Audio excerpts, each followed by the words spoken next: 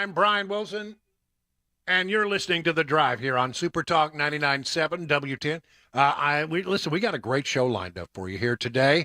Hope that you'll just settle in if you're at work and you get ready to go home. We'll get you there safely, give you something to talk about with the family. Got to wrap up the week, and of course, not one but two editions of Phone Your Farb Friday. I am here today with Mason. Chris Webber, I don't know. He's out slacking off somewhere yet again.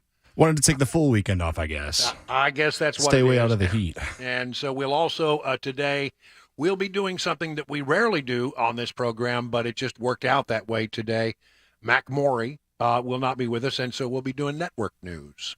ABC Network News today. ABC.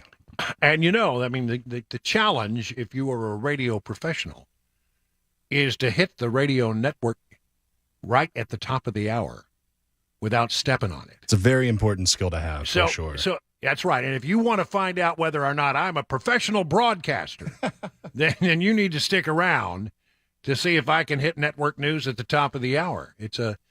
I'm telling you, it's a gift, it's a skill, and sometimes I have it. We'll see. Let's just see if I can keep up with you here. You try to stay up with me there, Mason. I appreciate it. Of course. It's been a wild week, and I just keep looking back at the fact that we have people in Washington in real powers of position who are just, they're failing, and what's the common denominator? Well, in most of it, it seems to be age.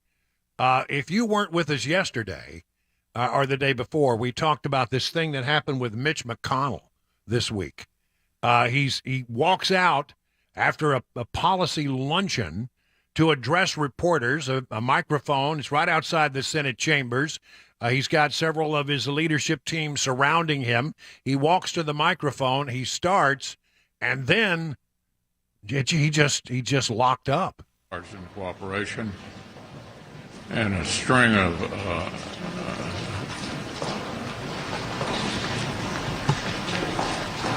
and it goes for about 20 seconds before somebody realizes that John Barrasso, member of the Senate from Wyoming, but also a doctor, walked up and asked him, "Are you okay?" Are you good? Okay, Mitch. Anything else you want to say, or should we just go back to your office? Do you want to say anything else to the press? And so he stepped away for a moment, and they came back, and he seemed to be all right. The Speaker of the House said he met with him 2 times later that day, and everything was fine. But it was scary. It was scary. Here we have Dianne Feinstein, who has, really had some health problems. She's 91, I think she is, and represents the entire state of California. But she had some illness problems. I think she had a case of shingles, and if that's the case, I have a great deal of sympathy for her because I know what that is, and that ain't no good thing. But she seems to be very weak. She seems to be lost at times. Here yesterday, all she had to do was just say "I" when her name was called. That was all she had. And she seemed to be a little lost about where things were. I would like to support a yes vote on this. It provides $823 billion. That's an increase of $26 billion for the Department of Defense. And it funds priorities submitted. Yeah, just say aye. Okay, just Aye. aye. Yeah, somebody, another senator said, "Die. Just say aye. That's all we need from you. Just your vote. Let's move on." She was completely lost. And then today, our president, we can't leave him out of all of this, can we? Of course not. Our president has gone. He's on a trip across the country. He's supposed to sign some document, some proclamation. I don't know, but he's got something he's got to sign. And he gets up and leaves. The whole purpose was him to sign this thing. He comes, makes his remarks, gets up, starts to walk away, and they said, "Mr. President, you forgot to sign the thing." The bad news is I'm coming back to shake your hand, but I forgot I didn't sign the order. All that talk and no action. well, from Washington, and we're here to help you. I don't know. I mean, what's going on? What's in the drinking water in this town?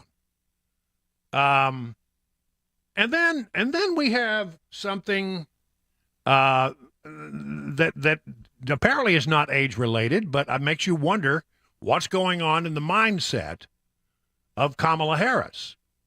Again, Kamala Harris talking in nonsensical sentences. Here she is. We'll call this Culture Corner. This is Deep Thoughts by Kamala Harris. You ready?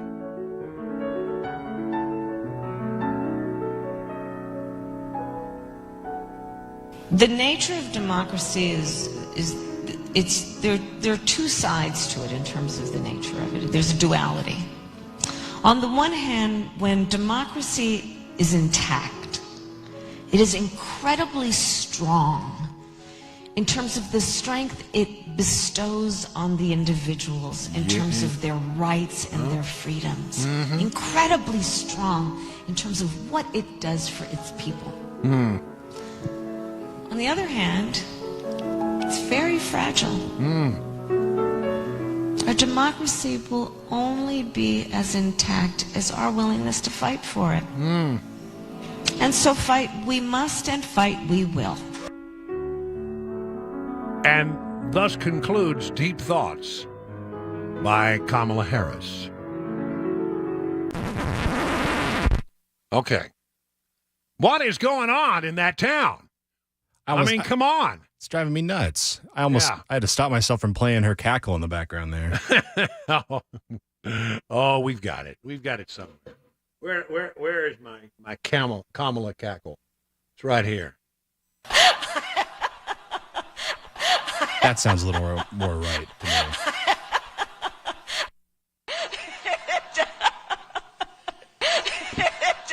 Oh my gosh.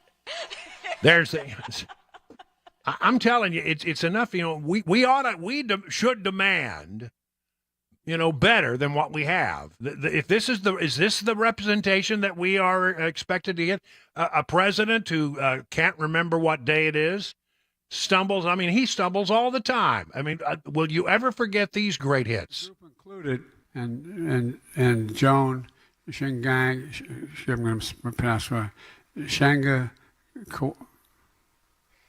Walla Walla. I think I pronounced it correctly. She can call me Joe Biden. Yeah. What is that? Shingang. I'm going to Bing pronounce it. bang. Shanga. Walla Walla bing bang. I know that song. Oh. Shingang. I'm going to pronounce it. Shanga.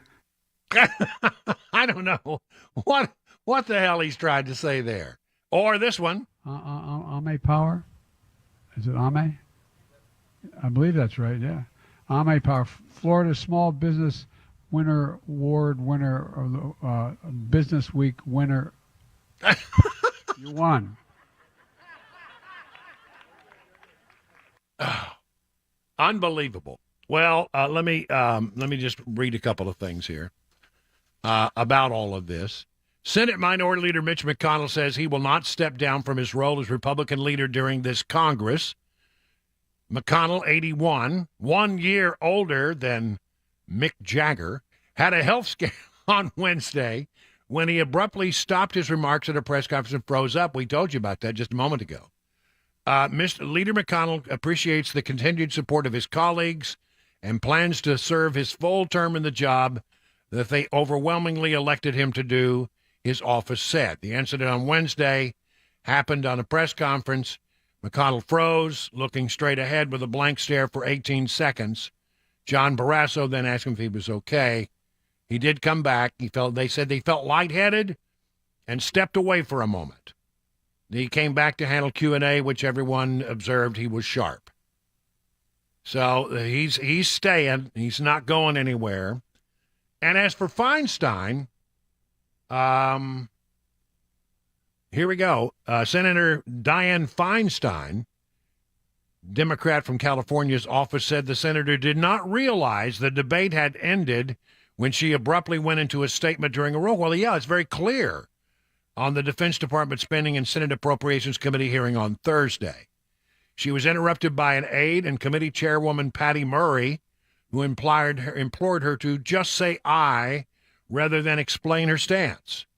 Spokesperson for Feinstein told Fox News she was preoccupied and was unaware a vote had been called. The senator was preoccupied, didn't realize the debate had ended and a vote was called. She started to give a statement, was informed it was a vote, then cast her vote. Well, that's that. Yeah, but it was pretty sloppy, wasn't it? California Democrat has faced mounting questions about her health and age in recent years. She reportedly appeared confused and denied being away from the Senate for months earlier this year after being hospitalized in February while battling shingles and was absent in the chamber for months. Feinstein returned to the Senate in May and has been working. I mean, she came back. They said, well, how was your time off? She said, what do you mean time off? I've been right here. She'd been gone away for months, and you didn't seem to remember it. Look, we have some people in the Senate. I mean, I think Chuck Grassley is older than Mitch McConnell and still seems to be blowing and going. So I'm not sure that an age limit is the right answer here. But I do think that, we need to have something that is in place so that when we have people who simply have outlived the job, whether it be a minority leader of the Senate, whether it's a senator from California, whether it is a president of the United States who continually, almost every day, makes a mistake, seems lost, does not seem to be in charge at all. We need something that straightens that out. It's a good thing that they're going to take an August recess because things are getting ugly.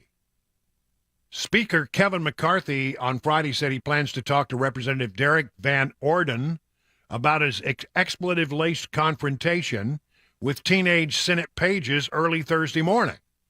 I haven't been able to speak to him yet. I'll call him today, said McCarthy. It's not the norm for Derek Van Orden.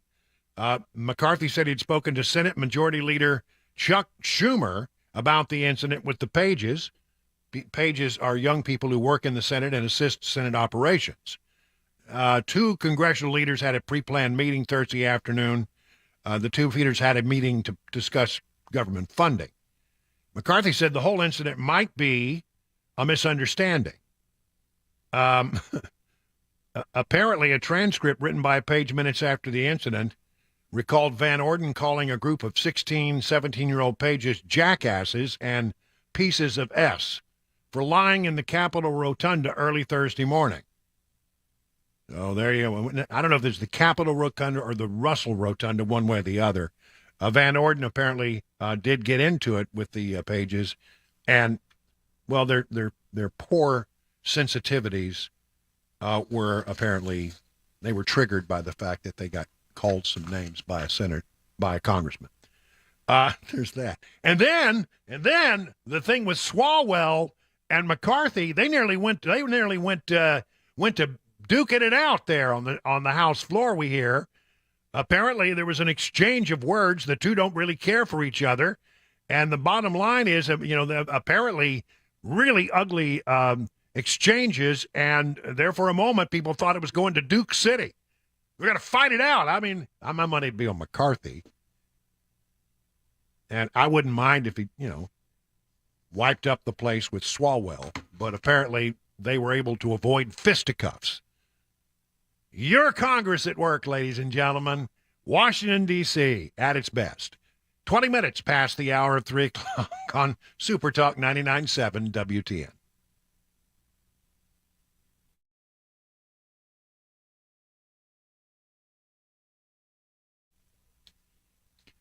Busy bee, when your air conditioner ain't working, you need to call your folks over at Busy Bee Plumbing and HVAC. They will buzz right over to your house and get you up and running, and I'm telling you, you're going to get great service. I'm a member of the Beehive Club, and I've seen these people at work. They built me a brand new air conditioning system.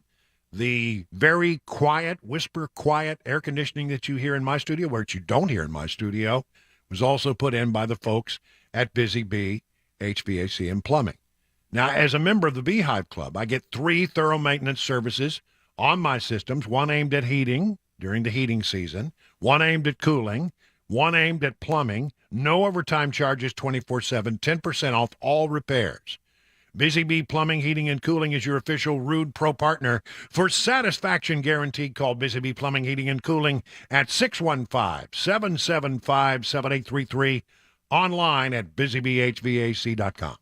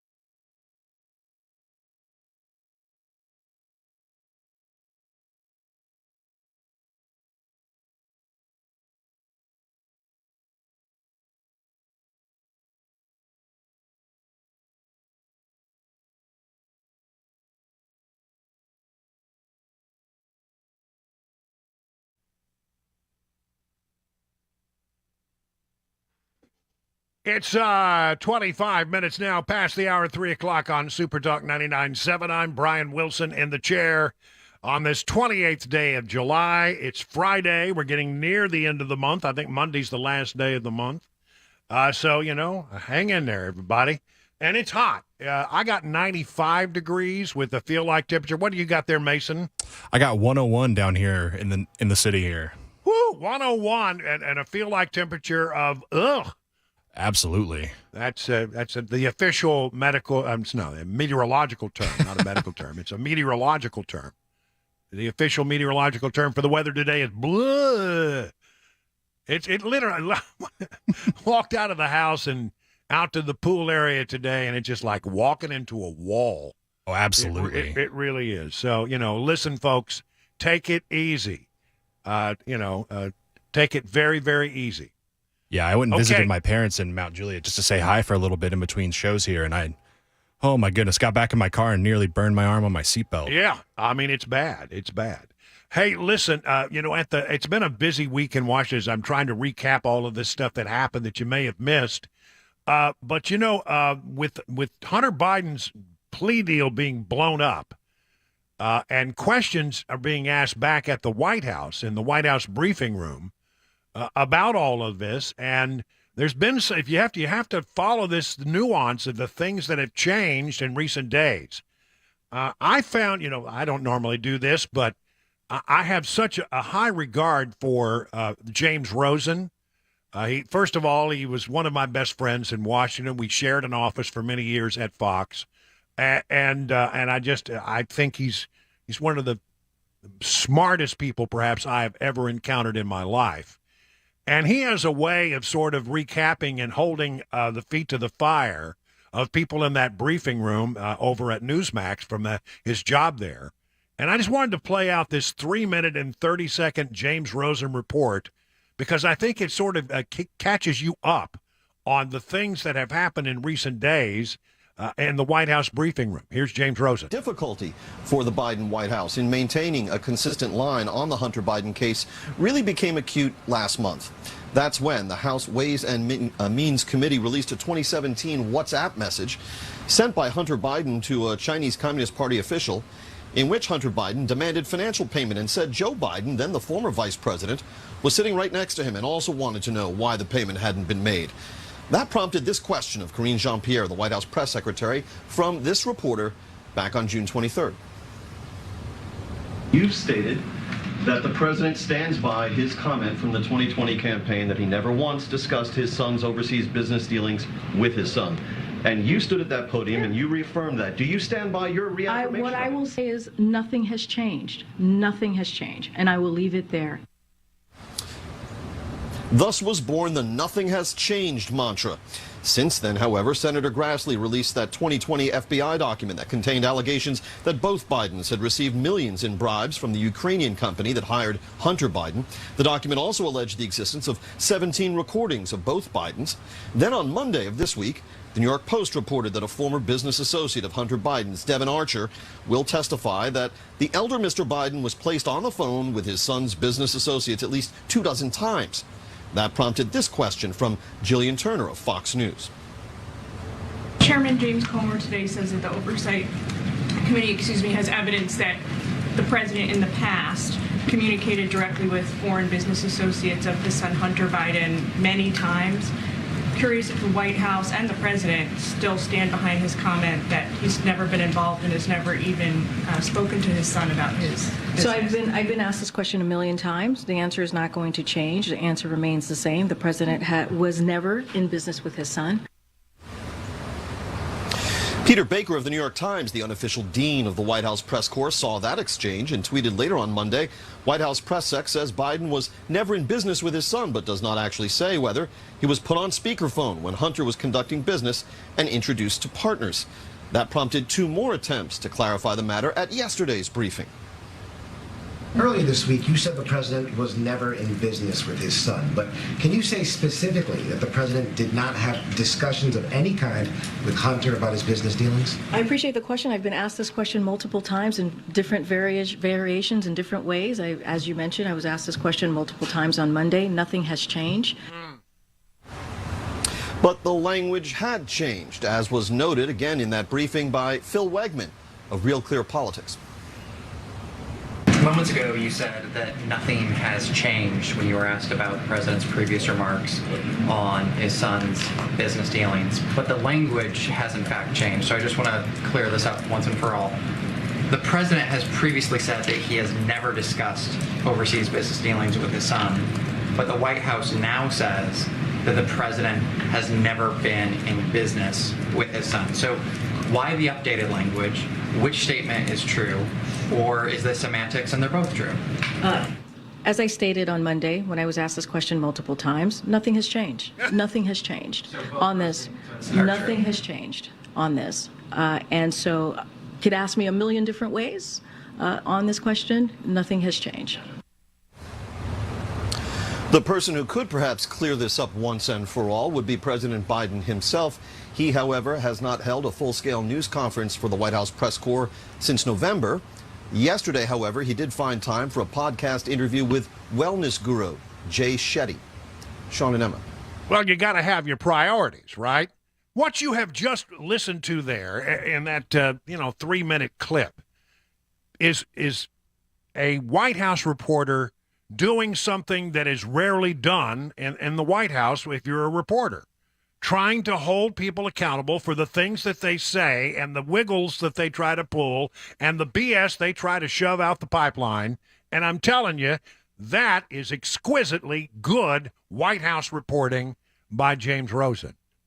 He's just at the top of his craft. Nobody can touch that guy. And I'm telling you, he's able to take a very complex week and sort of break it down into something that we can all understand, and he's done a great job of it. The White House is hemming and hawing and jumping around and trying to do everything, and they keep saying things that aren't true from the podium. They did change their line, where it was used to now he didn't have any discussions with any of his business partners. And when it became clear that indeed, yes, he did have a lot of conversations with his business partners, they changed it to, well, he's never been in business with them. Well, what does that mean? They have changed it. She can say that there's no change, but there's a change. I'm telling you, the committee over there, the House Oversight Committee, is doing good work. They're digging up good stuff. They're coming up with all kinds of. On Monday, they're going to sit down and chat with Devin Archer, best friend of Hunter Biden. When you look at everything that they have gathered, you've got the 1023 document now out. You've got testimony from the whistleblowers, 2 from the IRS. There is another FBI whistleblower that has confirmed the stories of the 2 IRS whistleblowers, apparently involved in the thing as well. You have all kinds of documents coming out because the committee now has subpoena power. They're getting bank records, etc. Every day we're learning something new about the Hunter Biden operation. And at the end of the day, it seems as if we have not gotten all of the answers, but boy, we seem to be on the trail. It's 3:30 now on Super Talk 99.7.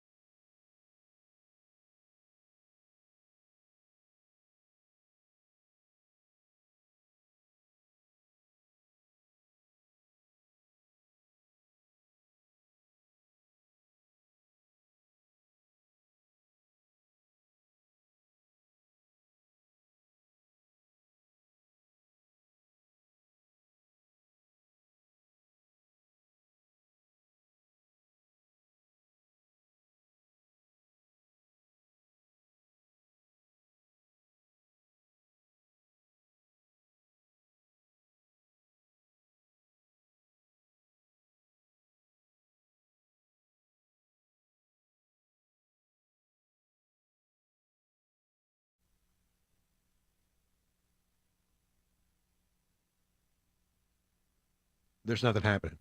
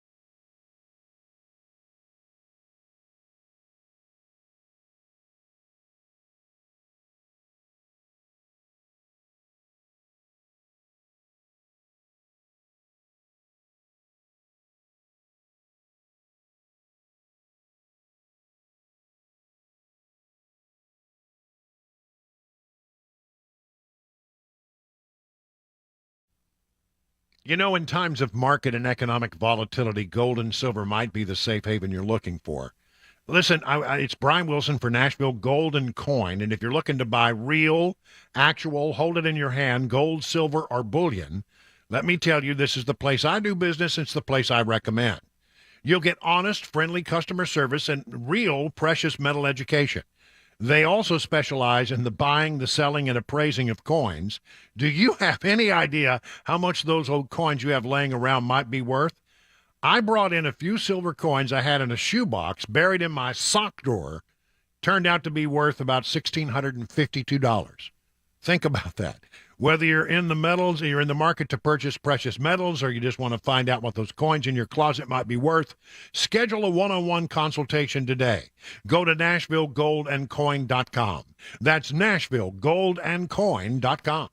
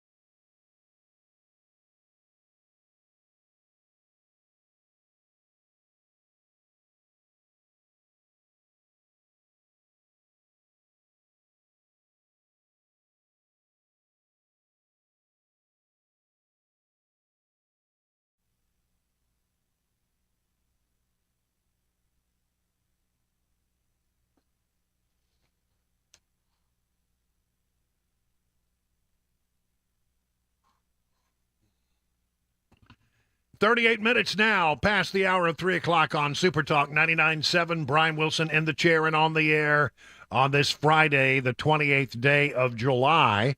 I hope that you're surviving the heat. What is your temperature now, Mason, in downtown Nashville? I'm at 97 now. We're going down a little bit.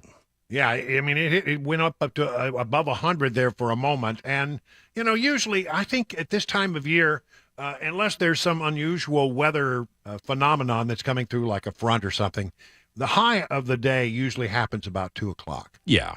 Yeah. And then it starts to get, a little bit better. If you can call, 98 degrees better. But, it's not 101. And the feel-like temperature is still way above 100, so just take it easy out there. Really, honestly, there's nothing that you need to do that's so important that it's going to send you to the hospital today, all right? Just no need to do that. I say that. I got out and mowed the yard this morning. Well, it was still colder this morning, though. Cooler this morning, right? Yeah, but I mean, here's the thing. When you're in a ZT2 zero-turn mower Cub Cadet that I bought over at DT McCall's, it's not a lot of work, really. It's basically, okay, I'm moving my hands like maybe an inch and to keep the thing in the right direction. Sounds nice. I'm still stuck with classic push mower. Well, yeah. Well, Cabana Wife did some classic push mowers. She takes care of Grogu's garden. Oh, yeah? And she was in there with them. She comes in and gets the old mower and gets out there and mows it. And so, she did that for sure. But I get on the zero-turn mower. It's about 2 acres that I got to mow. Hey, yeah, I wouldn't want to push mow that for sure. Not too bad, actually. You get a little breeze, as you're zipping across the yard. Not too bad. I want to take you to the border and bring you a couple of stories that just make me so angry I want to spit. And I won't, because that's just disgusting, but nonetheless I want to. Starting 2017, U.S. Customs and Border Protection has kept records of the number of individuals on the FBI terrorist watch list encountered at the nation's southern and northern borders. Over that time, fiscal year 2023, which runs from October 1st of 2022 through September 30th of 2023, has already, even though we're not through the fiscal year even close, it has already set a record for the most terrorist encounters on the border. Thus far, in fiscal year 2023, the government reports that 143 individuals on the terrorist watch list were encountered trying to cross illegally. That's a lot.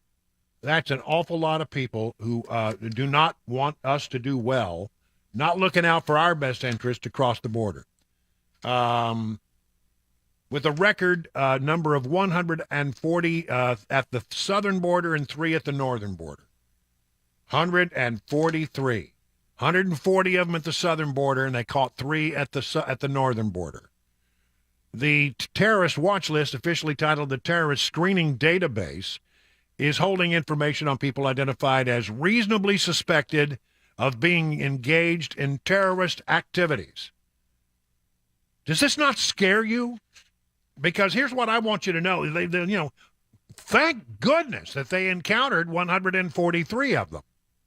Do you think that that's all that got across the border? That's all that tried to come? That they got every single one of them? Every terrorist on the terrorist watch list? Or do you think perhaps, given the way that the Border Patrol is completely overwhelmed and the policies of the Biden administration make it very difficult for them to do their jobs, to enforce their jobs, do you think that perhaps a few of them got through without being in contact with law enforcement? I think there's a pretty good chance that's true. How many? I don't know. Do you know? How many? Where did they come from? I don't know. We don't know what we don't know, but we know this. If they caught 143, there's probably at least that many, if not more, that got through, no contact. Nobody even ever said, hey, welcome to America. Unbelievable. Yeah, you got to pass go before coming in. I'm telling you, this is bad. Terrorists or suspected terrorists at the southern border were topics that received considerable attention during a hearing of the House Judiciary Committee when Mayorkas was there. Look, we have real concerns here. Does nobody remember 9/11? Where, a bunch of guys with box cutters were able to take down the Twin Towers, take out the Pentagon, and of course, the horrible thing that happened in Shanksville, Pennsylvania. They had box cutters. Who are these people? Are they? And what about people that are coming in, still streaming in from China and Russia? I mean, if you wanted to infiltrate this country and have people go, dark and go in there and sort of, set up false flag operations or whatever, it's easy right now. It's as easy as pie to get into this country without coming into contact with law enforcement, because they know how the drill has worked. The first batch through in this morning, they all want to have the interaction with the Border Patrol because they all want to get their little check, their little notice to appear and move on. So, they want to reach out. And so the first batch that comes through in the morning, the Border Patrol goes out, greets them, come this way. We have some paperwork to fill out, and we'll send you on our way. You may get a phone. We'll put you on a bus. We'll put you on a plane. Whatever you need to do, we'll get you where you want to be. Welcome to America. But you see, the bad guys know that as soon as the people who need to be in contact with the Border Patrol come in contact with the Border Patrol early in the morning, they're tied up the rest of the day.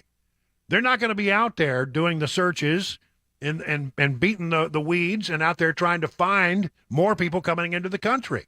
They're tied up. And that's when the bad guys come in. And apparently a lot of them are coming in. If 143 got caught, and they know how to game the system, I have a feeling a lot more got through. Enough fentanyl crosses the U.S. border each month to kill every American. This is from the Epoch Times. In June, U.S. Customs and Border Protection seized approximately 2,100 pounds of illicit fentanyl at the southern border, according to the agency's latest report. That amount is enough to kill every American in the country and then some. You see, 1 kilogram, about 2.2 pounds of fentanyl, can potentially kill 500,000 people, according to the Drug Enforcement Administration. I don't think the public is really aware, says Dr. Donna Nelson, an organic chemist and professor at the University of Oklahoma. You have to assume the border agents are not catching everything that's coming into our country, and the amount of time that it keeps increasing, not steadily, but is increasing over time.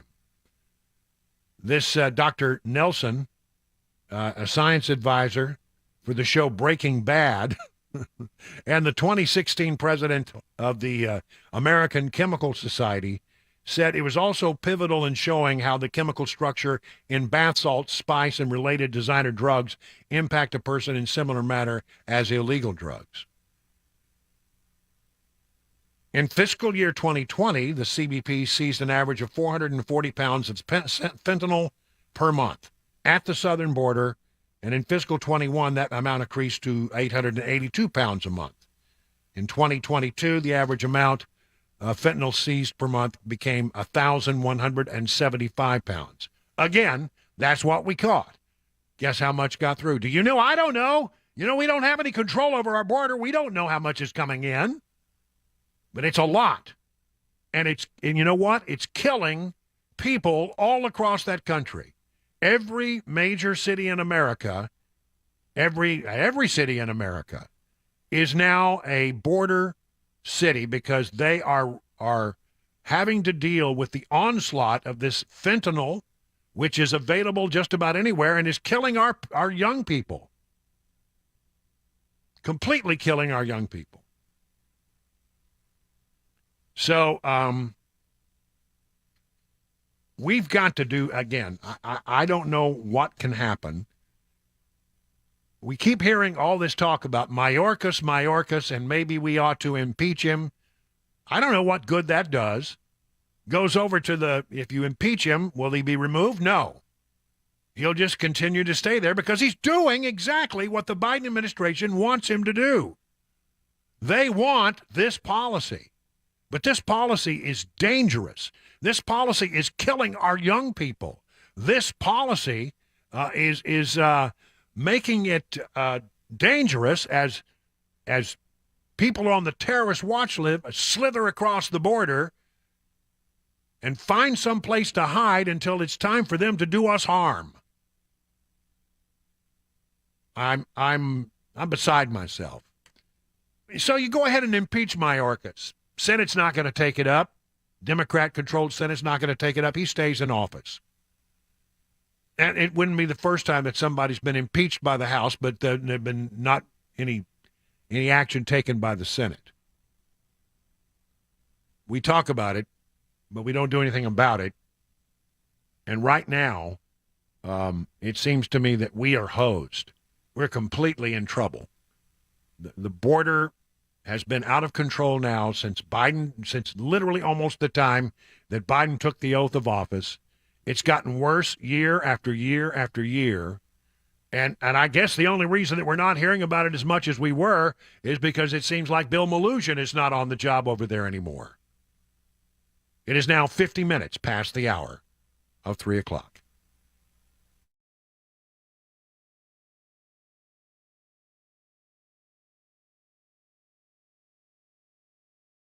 Grace Point Healthcare delivers medicine affordably with menu-style transparent pricing. You'll know how much it costs before the care is delivered.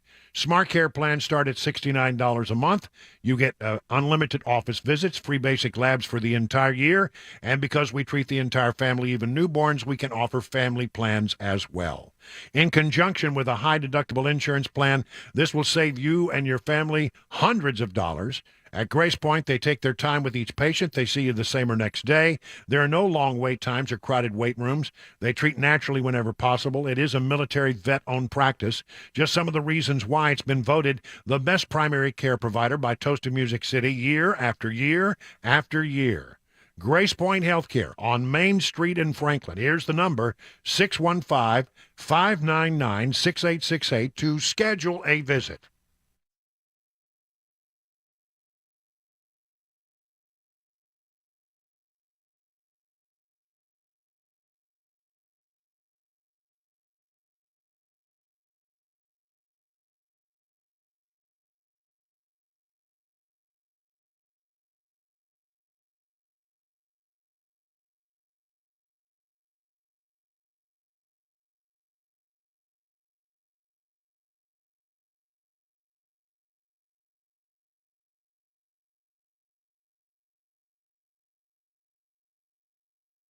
Hi, I'm Paul Winkler. We know that diversification is an important part of the investing process, but how do you reduce risk of a portfolio through diversification? Well, you use correlations. Now think of bathing suit sales and suntan oil sales. They tend to move together, right? Think of bathing suit sales versus winter coat sales. More dissimilar movement, and that's the idea. But why is diversification so important? Well, think about it this way.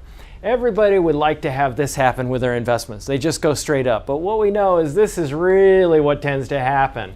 Markets may go way up and then down, or down then way up. Now let's say if we isolate parts of that curve right there, and the first curve right there, and the second curve right there. If you're putting money away for retirement, every time you put money in, if this is what's going on, you're buying more shares. Then just before you retire, the market goes up, you're really happy. If, on the other hand, you keep paying a higher and higher price and then the market goes down, you're really sad.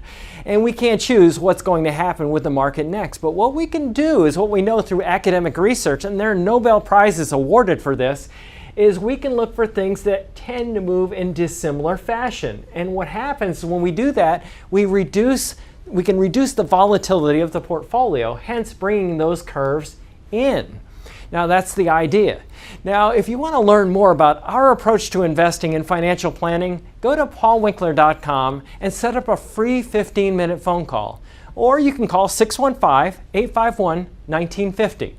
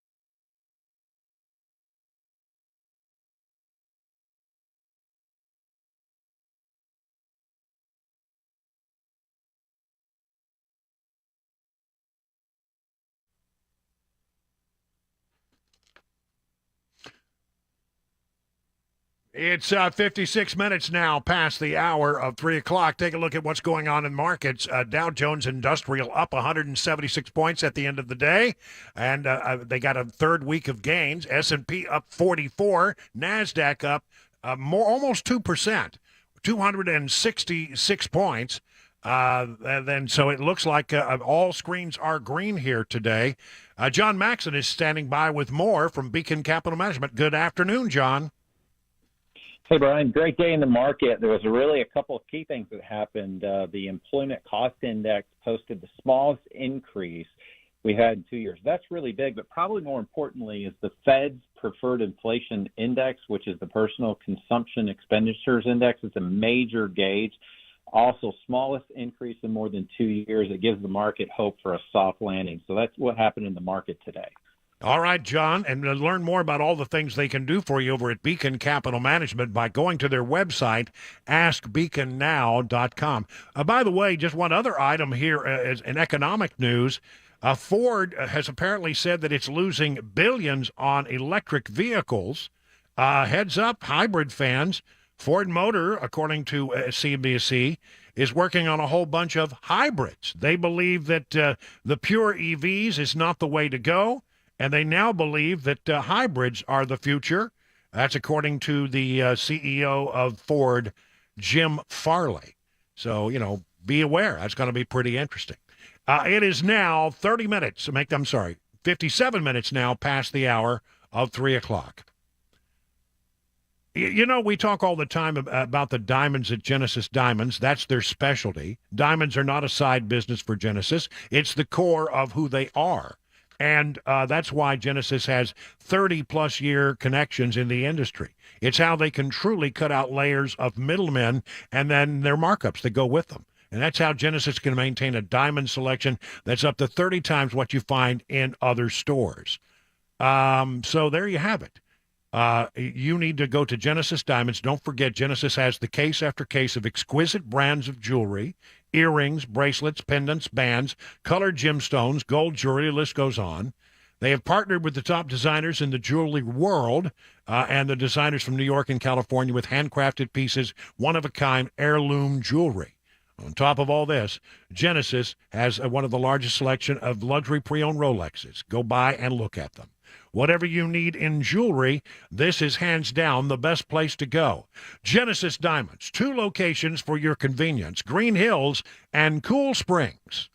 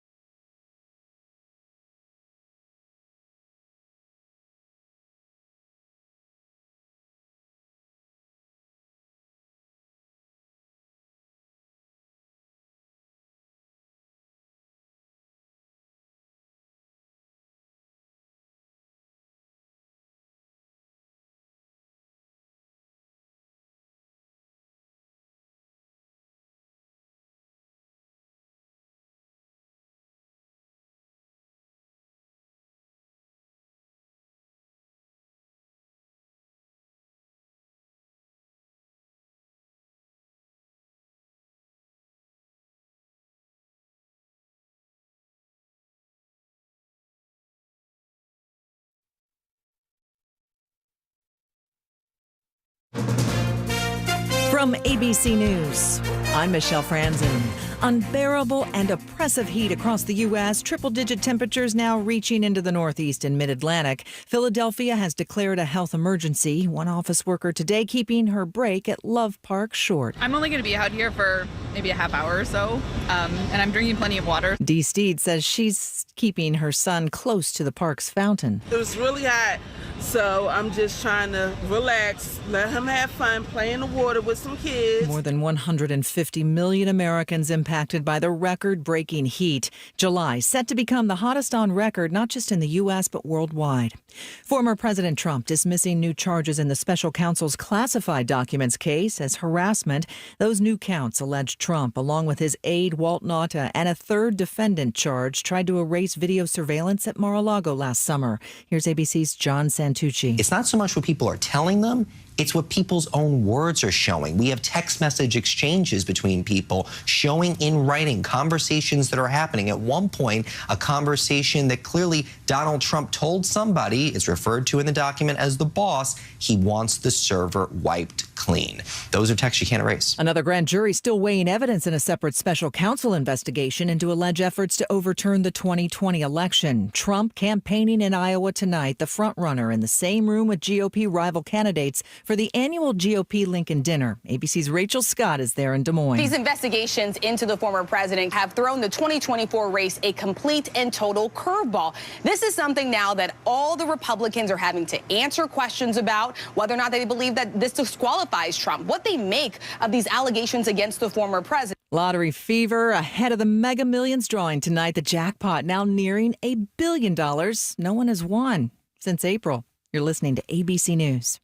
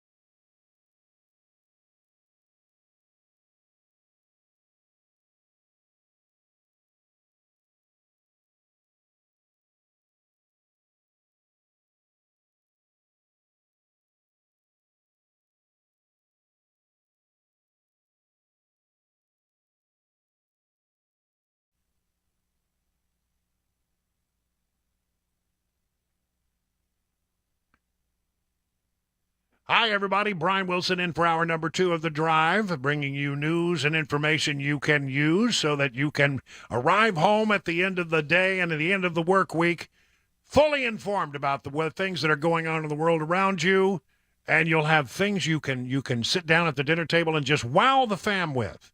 Just you walk in and say, "Hey, did you know?" And then just let the smartness come out. And you don't even have to give me credit. I don't care. I really don't. We're so glad you're here. Now, look, this is Friday. Mason's in today for the ever-capable Chris Webber, who is off sloughing off, I am sure. I don't know what he's doing. But, he didn't check in with me. I just found out, well, he's not going to be here. So, but Mason doing a very good job. Mason, within 2 seconds of hitting the network news. 2 seconds. We almost made it. We almost made it perfect, but 2 seconds, that's a rounding error in radio. Absolutely, yeah. Some things have 29 seconds on it, some of them 31, some a little too precise. Let me tell you something that we in broadcast are totally just insane about, and that's something called dead air. From the very beginning of broadcasting, you are told, and that and it's just drummed into you. Never have dead air. Never. Fill every second with something. A commercial, music, commentary, whatever it is, you've got to have every second accounted for. We just freak out when there's dead air. Most people sit around all day long and there's dead air in their life all day long. But when you're on the radio, you don't expect dead air. So, for us, 2 seconds of sort of quietness before the news starts. Seems like an eternity there. It's close. It's close. It's pretty close. Yeah, we're having to do the network, dude, and it doesn't move. If I get a little loquacious and I go long, as sometimes happens, and Mac Morey starts the news, a few seconds late, it's no big deal. Nobody cares. But the network news is unmovable. Yep. The network news does not budge. But Mac's off slacking off with Chris now. Yeah, I don't know where those two. Isn't that interesting? Mac, I don't know, what are they doing? They're both disappearing. They're both gone. I haven't thought about that. Mac's gone. We're having to do network news, and Chris is gone. It's a conspiracy. Maybe so. All right, but thank you for your service, and we will try to hit it right on the money in the next hour. By the way, this is Friday, so you know what happens at 4:35. You know what happens at 5:35. A little thing we like to call Phone Your Farb Friday. Phone Your Farb Friday. That'll happen at 4:35, 5:35. This is where you get to participate. This is where, if you got something on your mind, this is where you got something that you want to say. You want to take umbrage. You just got a bee in your bonnet or a burr in your saddle. We want you to call in when that happens and participate. They say social media is interactive. Talk radio has been interactive for much longer than that. I was about to say, I think we got them beat. Our phone lines will be open at 615-737-9986 at 4:35 and 5:35 thereabouts for exciting editions of Phone Your Farb Friday. Newly uncovered emails don't look very good for Hunter Biden. We all know that Hunter Biden's laptop from hell was a treasure trove of illicit and icky emails, photos, and more than that, provided a picture into the troubled life and wild extracurriculars of the son of Senator turned Vice President turned President of the United States, Joe Biden. But in new emails, not obtained from Hunter's laptop, reported by Insider, show the first kid's practice of using his proximity and access to then Vice President for supposedly personal business was apparently lucrative pay for power scheme. And two previously unreported emails sent by business contacts of Hunter Biden, unearthed by Insider, the younger Biden requested an annual retainer of $2 million to help recover billions in Libyan assets frozen by the Obama administration, to which Hunter's father was second in command. One email sent on January 28th of 2015, Sam Jouahari, a Democrat donor with business in the Persian Gulf, who was helping spearhead the Libyan project, wrote to Sheikh Mohammed al-Rabani, another Obama campaign donor involved in the proposal, and here's what the email said. Per phone conversation met with number 2 son. He wants $2. I mean, he said $2. They don't say $2 million, but you know what you're talking. $2 would not get it. $2 per year retainer, plus success fees. He wants to hire his own people. It can be close circle of people for confidentiality. His dad is deciding to run or not to run. His positives are he's chairman of UN World Food Program, son of number 2 who has a Libya file, access to state treasury, business partners, a secretary of state, and since he travels with dad, he is connected everywhere in Europe and Asia where MQ, that's Muammar Gaddafi, and Libya Investment Authority had money frozen. He says he has access to the highest levels in PRC, China, can help us there. His negatives are, and they got this right, he's an alcoholic, a drug addict, kicked out of the U.S. Army for cocaine, chasing low-class hookers, constantly needs money, liquidity problems, and many more headaches. Well, he had that guy had him pegged pretty well, wouldn't you say? But, I mean, they're talking about this as if, give us $2 million a year, and we'll see what we can get Dad to do about getting that money released and given back to Libya that had been frozen by the United States during the Obama years. Unbelievable. Unbelievable. From Breitbart.com, James Comer raising concerns about Biden racketeering. Speaking on The Verdict with Ted Cruz podcast this week, Congressman James Comer, Republican of Kentucky, revealed the Biden family business caused 6 banks to flag over 170 large amounts of money in suspicious activity reports to the Treasury for review, 20 more than previously known. SARS, suspicious activity reports, often contain evidence of potential criminal activities such as money laundering and or fraud, according to a 2020 Senate report.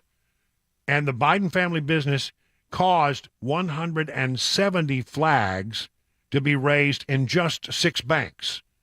Comer, former bank board member of 10 years, said from his experience that just 2 SARs would make it difficult for an average citizen to open a bank account.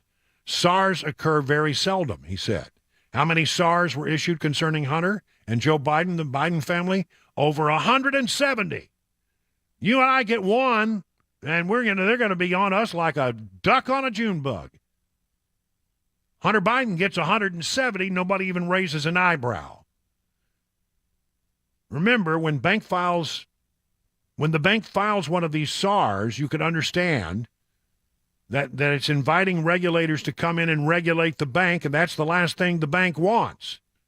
What triggers it, Cruz asked? You're a banker. What makes you say we ought to file a SAR?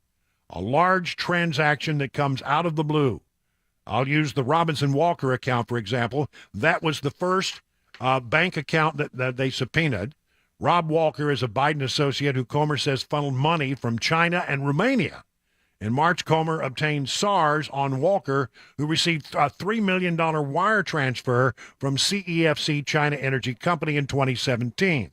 In turn, 4 Biden family members, Hunter, James, Hallie, and an unidentified Biden, received a collective $1.3 million cut from the $3 million wire transfer. $3 million sent to Walker, and about half of it sent to family members, including to an account that is just identified by the name Biden, no first name. Now, remember, that account never had much activity over the course of 10 years. It maintained around $40,000 or $50,000 balance. Then one day out of the blue, they get a $3 million wire from China. They'd never gotten a foreign wire before. Then all of a sudden, $3 million wire. Comer believes the Biden family opened more than 20 shell corporations to hide payments and launder money. Just after 24 hours the next day, the Bidens start wiring incremental payments to different Biden shell companies, Comer says. When you set up a bunch of shell companies for the sole purpose to launder money, it's called racketeering. Just after 24 hours the next day, the Bidens start wiring these monies. According to legal experts, the law defines 35 offenses that constitute racketeering, including gambling, murder, kidnapping, arson, drug dealing, and bribery. In 1987, 4 Former U.S. Attorney Rudolph Giuliani indicted the heads of the New York City's 5 families under the Racketeer Influencing Corrupt Organizations Act, RICO. 8 of them were convicted under RICO. So is there a racketeering charge that could be brought against the Biden family syndicate? I'm telling you. As you dig deeper and deeper and deeper into this thing, it just seems hard to believe. I mean, it's getting to be almost impossible to believe that Dad didn't know, that Dad wasn't involved, and that Dad did not receive money. Who is that one bank account that just labeled? I forgot about that one. Well, it's been out there for a while, but there's one bank account out there that just says Biden. Who is Biden?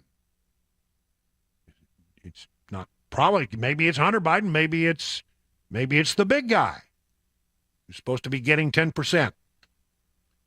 IRS whistleblowers call out Hunter Biden in a new op-ed. Remember we had Joseph Ziegler, who testified the other day, an IRS whistleblower. And he's called upon Attorney General Merrick Garland to appoint a special counsel to look into this matter because they don't think that the Justice Department is going to do right by this case. The IRS whistleblower calls out Hunter Biden in a new op-ed, said sweetheart deals like this should not be handed out like candy. Justice officials prevented investigators from following the evidence. He was one. Appointing a special counsel that would create a path for the investigation to continue with integrity. I hope transparency will restore public confidence in the idea that every taxpayer receives equal treatment under the law. Well, it's pretty clear they don't. Pretty clear that if your name is Biden, you get a whole level of special treatment that nobody else in their right mind would get. That they bend over backwards to find ways to give your son a sweetheart deal when he doesn't deserve one. That the IRS and the FBI investigators can bring you a good, solid case against the big guy, but you don't want to hear it. It's like the higher ranks of the FBI and the Justice Department are going blah blah blah blah blah blah. I don't want to know what. Don't talk to me. I don't want to hear it. I see nothing. So ugly, so repulsive. We're getting there, folks. Comer's doing a great job. We have the IRS whistleblowers. We have a FBI whistleblower who confirms the IRS whistleblowers. We've got the 1023 document. We've got Devin Archer going before the House Oversight Committee on Monday to give a transcribed interview that will be, and Devin Archer knows where all the bodies are buried. So when Speaker McCarthy says, you know what, we may be getting close to an impeachment inquiry, he's right. It's all starting to come together. The bank records, the documents, the shell corporations, we're learning about everything, and they're working hard. And then you have Devin Archer and IRS whistleblowers. The world is slowly but surely coming crashing down around Hunter Biden and his criminal enterprise. Get ready. It's going to be good. It's going to be a pretty usually they say August is a slow month. A slow month in Washington. Nothing happens in August. Everybody said, take a vacation in August. Nothing happens. I think we're going to have a pretty interesting August. Real interesting. 20 minutes now past the hour of 4 o'clock on Super Talk 99.7.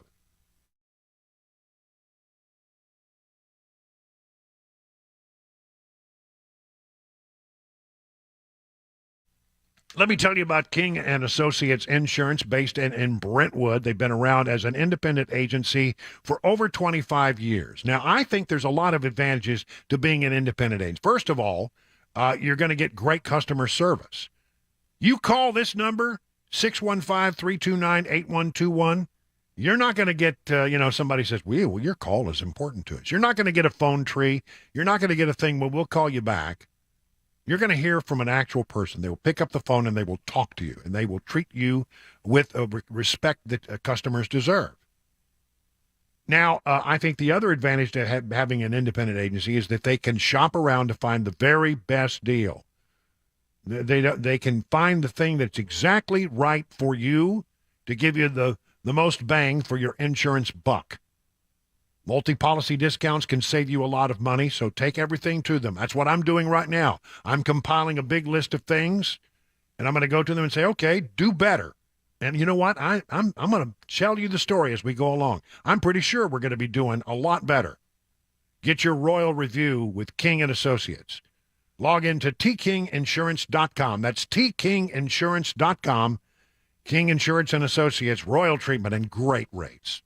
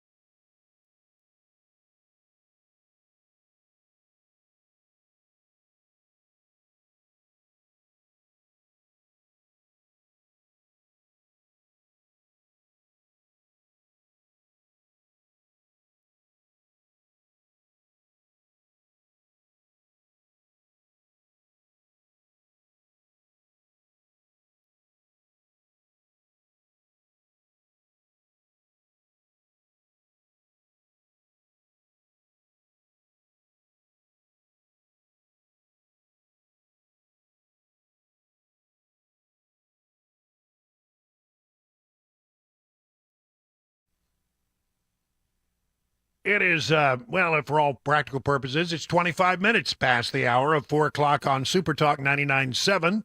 Brian Wilson in the chair. And a reminder that at 4:35, we won't have a bottom of the hour newscast today because Mac Murray is off today. Mac Murray's off, and he'll be back, we assume, on Monday. But we will have our, it's a tradition, Phone Your Farb Friday coming up at 4:35 approximately. So get your thoughts together. Be compelling. And by the way, just a little tip for people when they do call in. I do appreciate it's part of the Southern charm. We're always so polite. Hey, how you doing? The small talk, right? We do that. We want to sort of ease into a conversation. But for purposes of this talk radio thing, just start with what's on your mind. Just tell me, just hit me square between the eyes. And we'll save the hey, how you doing? Everything good? Yeah, okay, right. Well, it's good. Thank you for having me. And by the way, big fan. Don't need that. Just get to the point. Because we want to get as many people across the goal line as we can. And here's the other thing, please. Listen on the phone. if you call in and you're in the queue, as we call it, you're in the queue, and you're ready to go, and I've got your name on a screen in front of me, and you need to be listening to the phone, not your radio. So, just be ready for that, okay?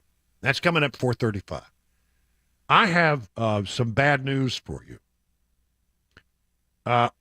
This is the 28th of July. Monday is the last day of July, the 31st. And you know what they're going to do on the next day, August 1st? Do you know what's going to happen to you? They're going to take away your incandescent light bulbs. You will not be able to buy them. The Biden administration's ban on incandescent light bulbs go into effect on Tuesday, forcing everyone to purchase more expensive, energy-efficient bulbs such as LEDs or fluorescents. Now, listen, LEDs have their place. Fluorescent lights have their place. I particularly like them in garages. LEDs, I like them in some applications. But there's something about the warm, comforting glow of an incandescent bulb, that sort of warm yellow light, that I'm going to miss. And if you want to know where it is gone, starting on Tuesday, you need look no further than the energy elf over at the Department of Energy and Joe Biden. Critics say that the light generated by the new bulbs not as good as the incandescents, which are more akin to sunlight. According to Lifehacker, incandescent light bulbs cost between $2 and $3. Incandescent bulbs cost between $2 and $3, but LEDs run $5 to $7. They do, I think, last a little longer, and the energy savings may save you money. But, I mean, what if you don't want that? Maybe you just want the old-fashioned incandescent bulb. Department of Energy estimates that families save about $100 a year using LEDs because they last up to 25 times longer and use at least 75% less energy. I guess it makes sense from an energy standpoint, but I mean, do you want to be, I don't know, I like to have a nice little corner in the house where I can sit and read. And you know what I want to read? I don't want to read to an LED. I don't want to read to fluorescent. I want to read to the comforting yellow glow of an incandescent bulb, the old-fashioned Edison-era incandescent bulb. That's good enough for me. But you will not be able to do this. Energy Secretary, or as I like to call her, the energy elf. Have you seen her? She looks like a little elf. Jennifer Granholm. She said that when the ban was first proposed in 2022, the lighting industry is already embracing more energy-efficient products, and the measure will accelerate the progress to deliver the best products to American consumers and build a better and brighter future. The ban does not prohibit consumers from owning incandescent bulbs, but it prohibits manufacturers from producing stores from selling them. Violators could face up to a $542 per bulb penalty. In other words, if they have the temerity to put out incandescent bulbs on the shelf down at your Lowe's, well, they could get a penalty that comes to $542 per bulb. That could run up. So here's what I'm going to say. I guess the suggestion I have for you: if you feel like you want some incandescent bulbs, you better go get them this weekend, if you can find them. And I would imagine that most of the big major stores have done everything they can to take them off the shelves by now, but maybe you can still find a few, and if you get them, you can hold on to them and use them as you see fit. Go ahead. Go wild. Screw in an incandescent bulb. And just live larger than life, okay? I'm going to go see how many I've got in the pantry and see if I can find some more. All right. It is now 31 minutes now past the hour of 4 o'clock on Super Talk 99.7 WTN.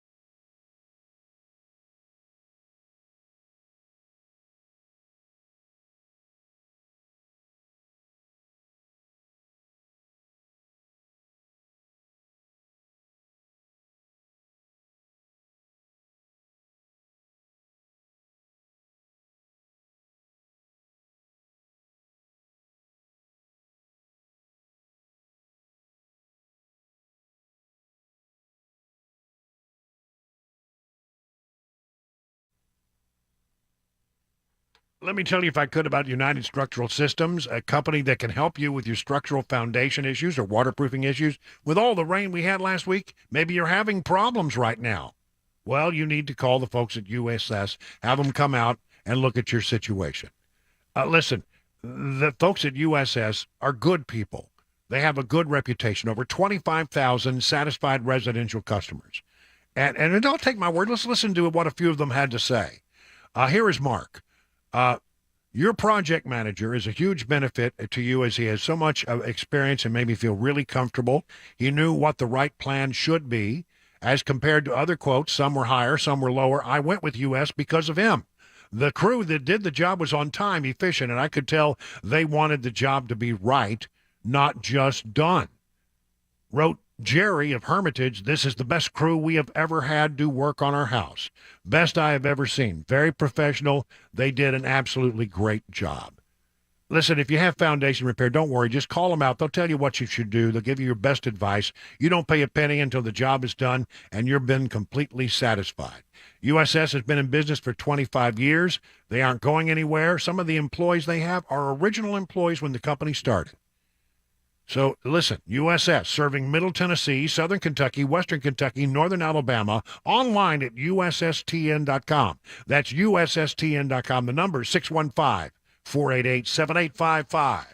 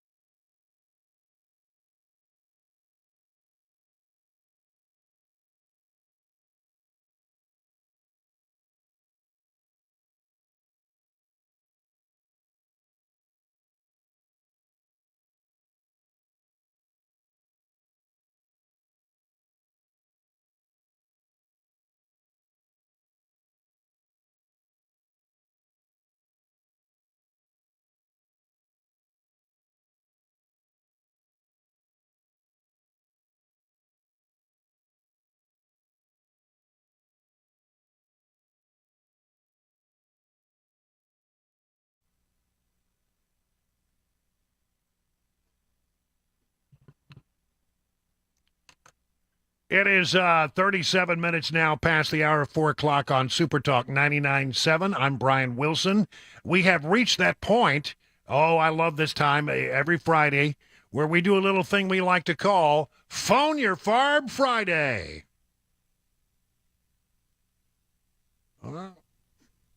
That's right. We want to know what you're thinking. 615-737-9986. If a bee in your bonnet, a burr in your saddle, you got a bug in a place that a bug should never be, pick up the phone and give us a call, and we'll talk about it. We'll talk about it. Again, almost any topic is okay, but, you know, it is a family show. And don't make Mason use the little red button. It's a dangerous button, but I don't want to have to touch it today. I don't want you to have to go there. Already we have people stacked up, so let's get started right away. And you can 615-737-9986. Still have time. Well, now the last line has just gotten full. But hang in there. It says we get through some of these calls, phone lines will open up. Let's start with Ross. I don't know where Ross is calling from. Ross, where are you calling from? It's Rob. It's Robert from Christiana. All right, well, then Robert, not Ross. Robert from Christiana, go ahead, buddy. You're on. Well, I just want to know, since they can raid Trump for the dumbest stuff in the world, with all the stuff coming out about Hunter and Biden, how come they're not raiding the White House and raiding all their houses and, checking all their stuff? Well, I think that, for some part of it, I think there is one sort of legitimate answer, and that is you just don't go, raiding into the president's home and when he's protected by Secret Service. You have to work those kind of things out. That's one thing that's a little different for a president. But I tell you, there should be no difference. I mean, exactly. And what we have here is we have a situation where you have a president and his son who are being treated one way, and a former president who happens to have by the name of Trump, who has an R behind his name, treated in a completely different way. That's my point, sir. I wish I could tell you that there was an easy answer to that, but they should be treated the same. You're absolutely right. Johnny is up next. Hello, Johnny, you're on with Brian on the Drive. What do you say, Johnny? Hey, Brian, thank you. The big guy thing. Biden, his count, whether it be Joe or not, is getting millions and all that stuff. It's, millions. And the big guy's only getting 10%. You ever thought the big guy actually may be Obama? Well, I don't know. The big guy, I don't think is Obama, but I'll tell you something that has not been said, because I remember Barack Obama, when he was president, used to come out toward the end of his presidency and say things like, you know what, we've never had a scandal in the Obama administration. Well, I think you did have a scandal in the Obama administration. It's just you weren't aware of it, or you were aware of it and just thought that it would never come out in the open like it's come out in the last few days. Obama has been tarnished by this. There's little doubt about that. But thank you for the call, Johnny. I appreciate it. How about Debbie? Debbie in Gallatin. Debbie, you're on with Brian on the Drive. What do you say, Debbie? Hi, Brian. I want you to know I have outsmarted the federal government when it comes to incandescent light bulbs. Tell me your secret. Well, when the Obama administration banned the 60-watt and 100-watt, I had moved into a new house, and the builder had put in light bulbs in all the fixtures, and I didn't change a light bulb for 2 years. So what I did is I went around and counted how many fixtures needed 60-watt and how many things, like in the garage, used 100-watt bulbs. And every time I went to the grocery store or to Lowe's, I picked up a pack or two, because a pack of 4 light bulbs was about $1.50. And I stocked up enough. I figured out that I hope to live to be about 85 or 90 years old. Stuck them up in the attic, and every time I need a pack of light bulbs, I go grab them out of the attic, and I'm good. Well, listen, you were ahead of the curve. There's no doubt about it. But a lot of people, I think, are going to be finding that, and indeed, that they're not behind. They're not ahead of the curve. So, listen, great work. I wish I had thought that. I don't know that I'm going to be able to find any. And then I wonder, can you still find these light bulbs maybe on the international market? I don't know. We'll have to look and see. Joe in Bellevue. Joe, good afternoon. You're on with Brian on the Drive. What do you say, Joe? Hey, Brian, thanks. I've got 2 things. One's quick. You were right a couple weeks ago when you said the next thing that happens with Hunter, watch for something about UFOs. Sure enough, everything went south in the plea deal, and there's that story about the testimony about UFO stuff. And I think if more comes out, they're actually going to show the bodies. But my other thing is I worry for Archer and Hunter that they might get Epsteined. You know what I'm saying? Because especially Hunter, if the things really hit the fan, I think it's going to get blamed on Hunter, and it's going to be a story of, oh, well, it's just a poor kid who couldn't overcome his addiction, and the family just wants privacy at this time. It's all him. There's nothing else. I will say this about Devin Archer. I read a story yesterday that said that he's sort of in hiding. I wouldn't blame him. Yeah, he's sort of in hiding in advance of his testimony Monday. Nobody seems to know exactly where he is. His wife is sort of saying, well, he's not here at home. But they said some people took umbrage with the fact that with the word hiding was used. But I don't know. Who do you trust? Who do you trust? I don't know. It's a great question, Joe. I wish I knew. As for the UFO thing, I think that they are on separate tracks. But I do believe this. I do believe that the Biden administration looks around all the time and says, what's happening this week up on Capitol Hill that might draw attention away? What's going to be, if there's a big news event in Washington and you need to release some bad news, then you make sure that there's something out there that will take attention away from what you've got. Right? That's the way that works. All right. Thank you for the call. George in Pennsylvania. I guess that's it. You're on with Brian on the drive. What do you say, George? Yes, I keep hearing about the money trail with the Bidens. Have you heard anything at all where they're looking into the bank accounts of the DOJ and the FBI people? I have not. Well, that would be interesting. Do you think anybody's looking into that? Are you suggesting that the bribes have been sent up that way? Well, why else would they be doing what they're doing? Well, I'll tell you why. I will tell you why. I can tell you. I don't think it has anything to do with bribes. I think that buried deep within the Justice Department, the FBI, and just about every federal agency is the deep state. It's real. These are people who get in there and they are activists who take roles within government, bring home a paycheck, and they're just buried within the system so that they can help out, their particular cause, one side or the other, if it is needed, if their help is needed. And I think things under oath, and they don't have to worry about any implications because they themselves would have to look into it, right? Well, I'll just say this. If anybody looks at the way Biden's son has been treated and the way Joe Biden has been tiptoed around and contrast that with Donald Trump, it's pretty clear that there's a dual standard at play here. And I attribute that to the people who are buried within government, the deep state people, the Democrats that are buried deep within different levels of government who are weaponizing those particular agencies for political purposes. Seems pretty clear. All right, let's go I'm sorry, George, we cut you off, didn't mean to. Caleb in Lebanon, you're on with Brian on the drive. Caleb, what's on your mind today? Hey, Brian, how you doing? Doing good. Well, two things. I just passed by a state trooper semi-truck, and I didn't know they had those. And I didn't either. The second thing, last week I heard you talking, or maybe it was the week before that, you were talking about that Jason Aldean song, Driving in a Small Town. Right. I tried calling that week, but the phone lines were really busy. People got rowdy over that, and I don't blame them.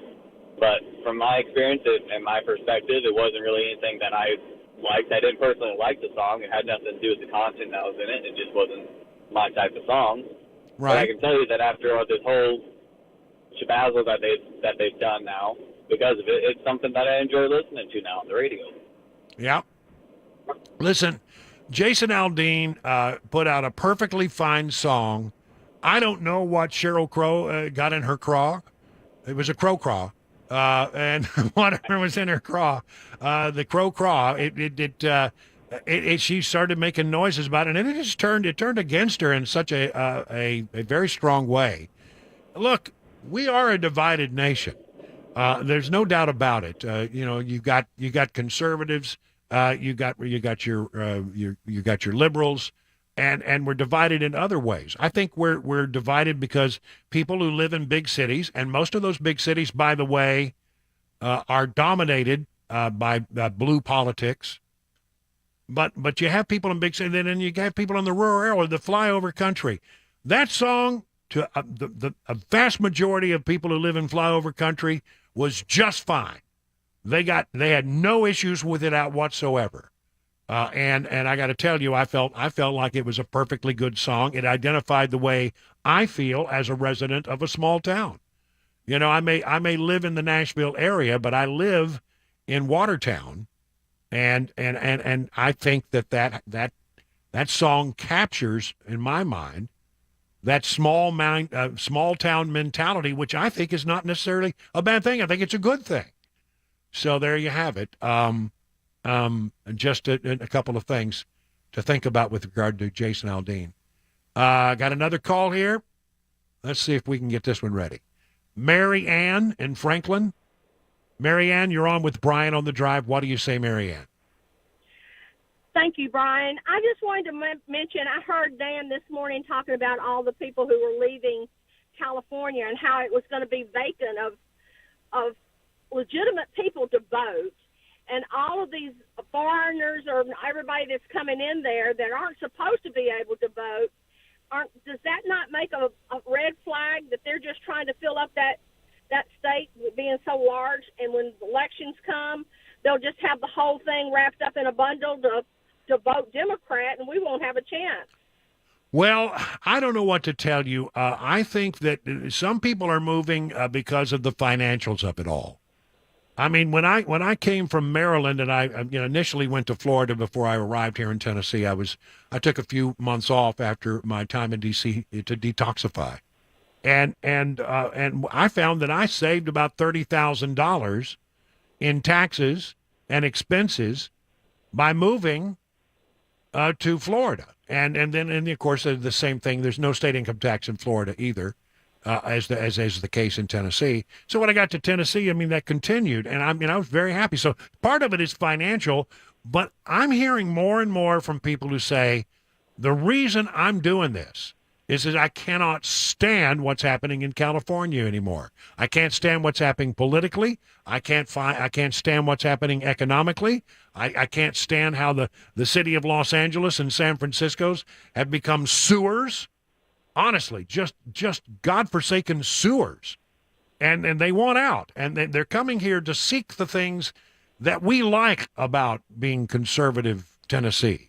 And so I think, what are they going to fill the state with once those people are gone? I'm not following you.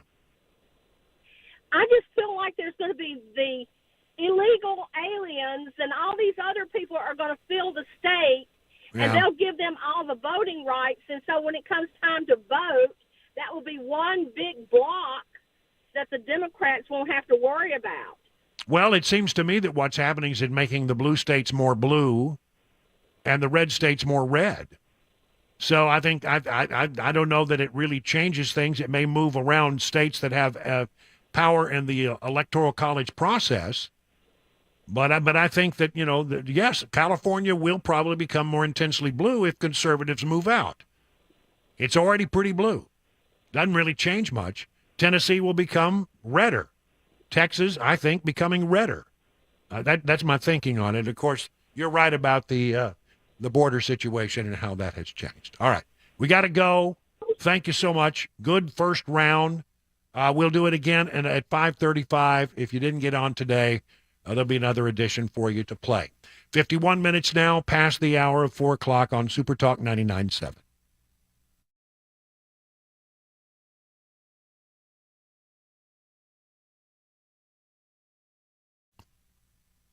D.T. McCall and Sons, they've been in business for about 100 years, more than 100 years. You don't last that long without having a reputation for treating people right. And I can tell you in my own experiences, I've had great experiences going into D.T. McCall. Not only do they treat me right and they give me a good price, they have a huge selection of appliances, furnitures, anything you want for your house, mowers, gun safes. You can think of it, they've got it. And they have a policy, especially with regard to appliances. I mean, how many times have you purchased an appliance from a big box store and then had to pay extra for the cords and the hoses, had to pay extra for delivery, had to pay for the haul away, and that price that you got that you thought was such a good price turned out not to be such a good price at all? At D.T. McCall's, you get free delivery, free setup, and free haul away, and the price that they give you is an honest price. An honest price. Whenever possible, D.T. McCall uses locally available products. They sell them. They try to sell the things that are manufactured in the state of Tennessee, and that means they're keeping the local bucks at home. 5, count them, 5 convenient locations in Middle Tennessee. Find out more about all of that by going to their website, dtmccalls.com. Hi, I'm Paul Winkler. We know that diversification is an important part of the investing process, but how do you reduce risk of a portfolio through diversification? Well, you use correlations. Now think of bathing suit sales and suntan oil sales. They tend to move together, right? Think of bathing suit sales versus winter coat sales. More dissimilar movement, and that's the idea. But why is diversification so important? Well, think about it this way. Everybody would like to have this happen with their investments. They just go straight up. But what we know is this is really what tends to happen. Markets may go way up and then down, or down then way up. Now let's say if we isolate parts of that curve right there, and the first curve right there, and the second curve right there. If you're putting money away for retirement, every time you put money in, if this is what's going on, you're buying more shares. Then just before you retire, the market goes up, you're really happy. If, on the other hand, you keep paying a higher and higher price and then the market goes down, you're really sad.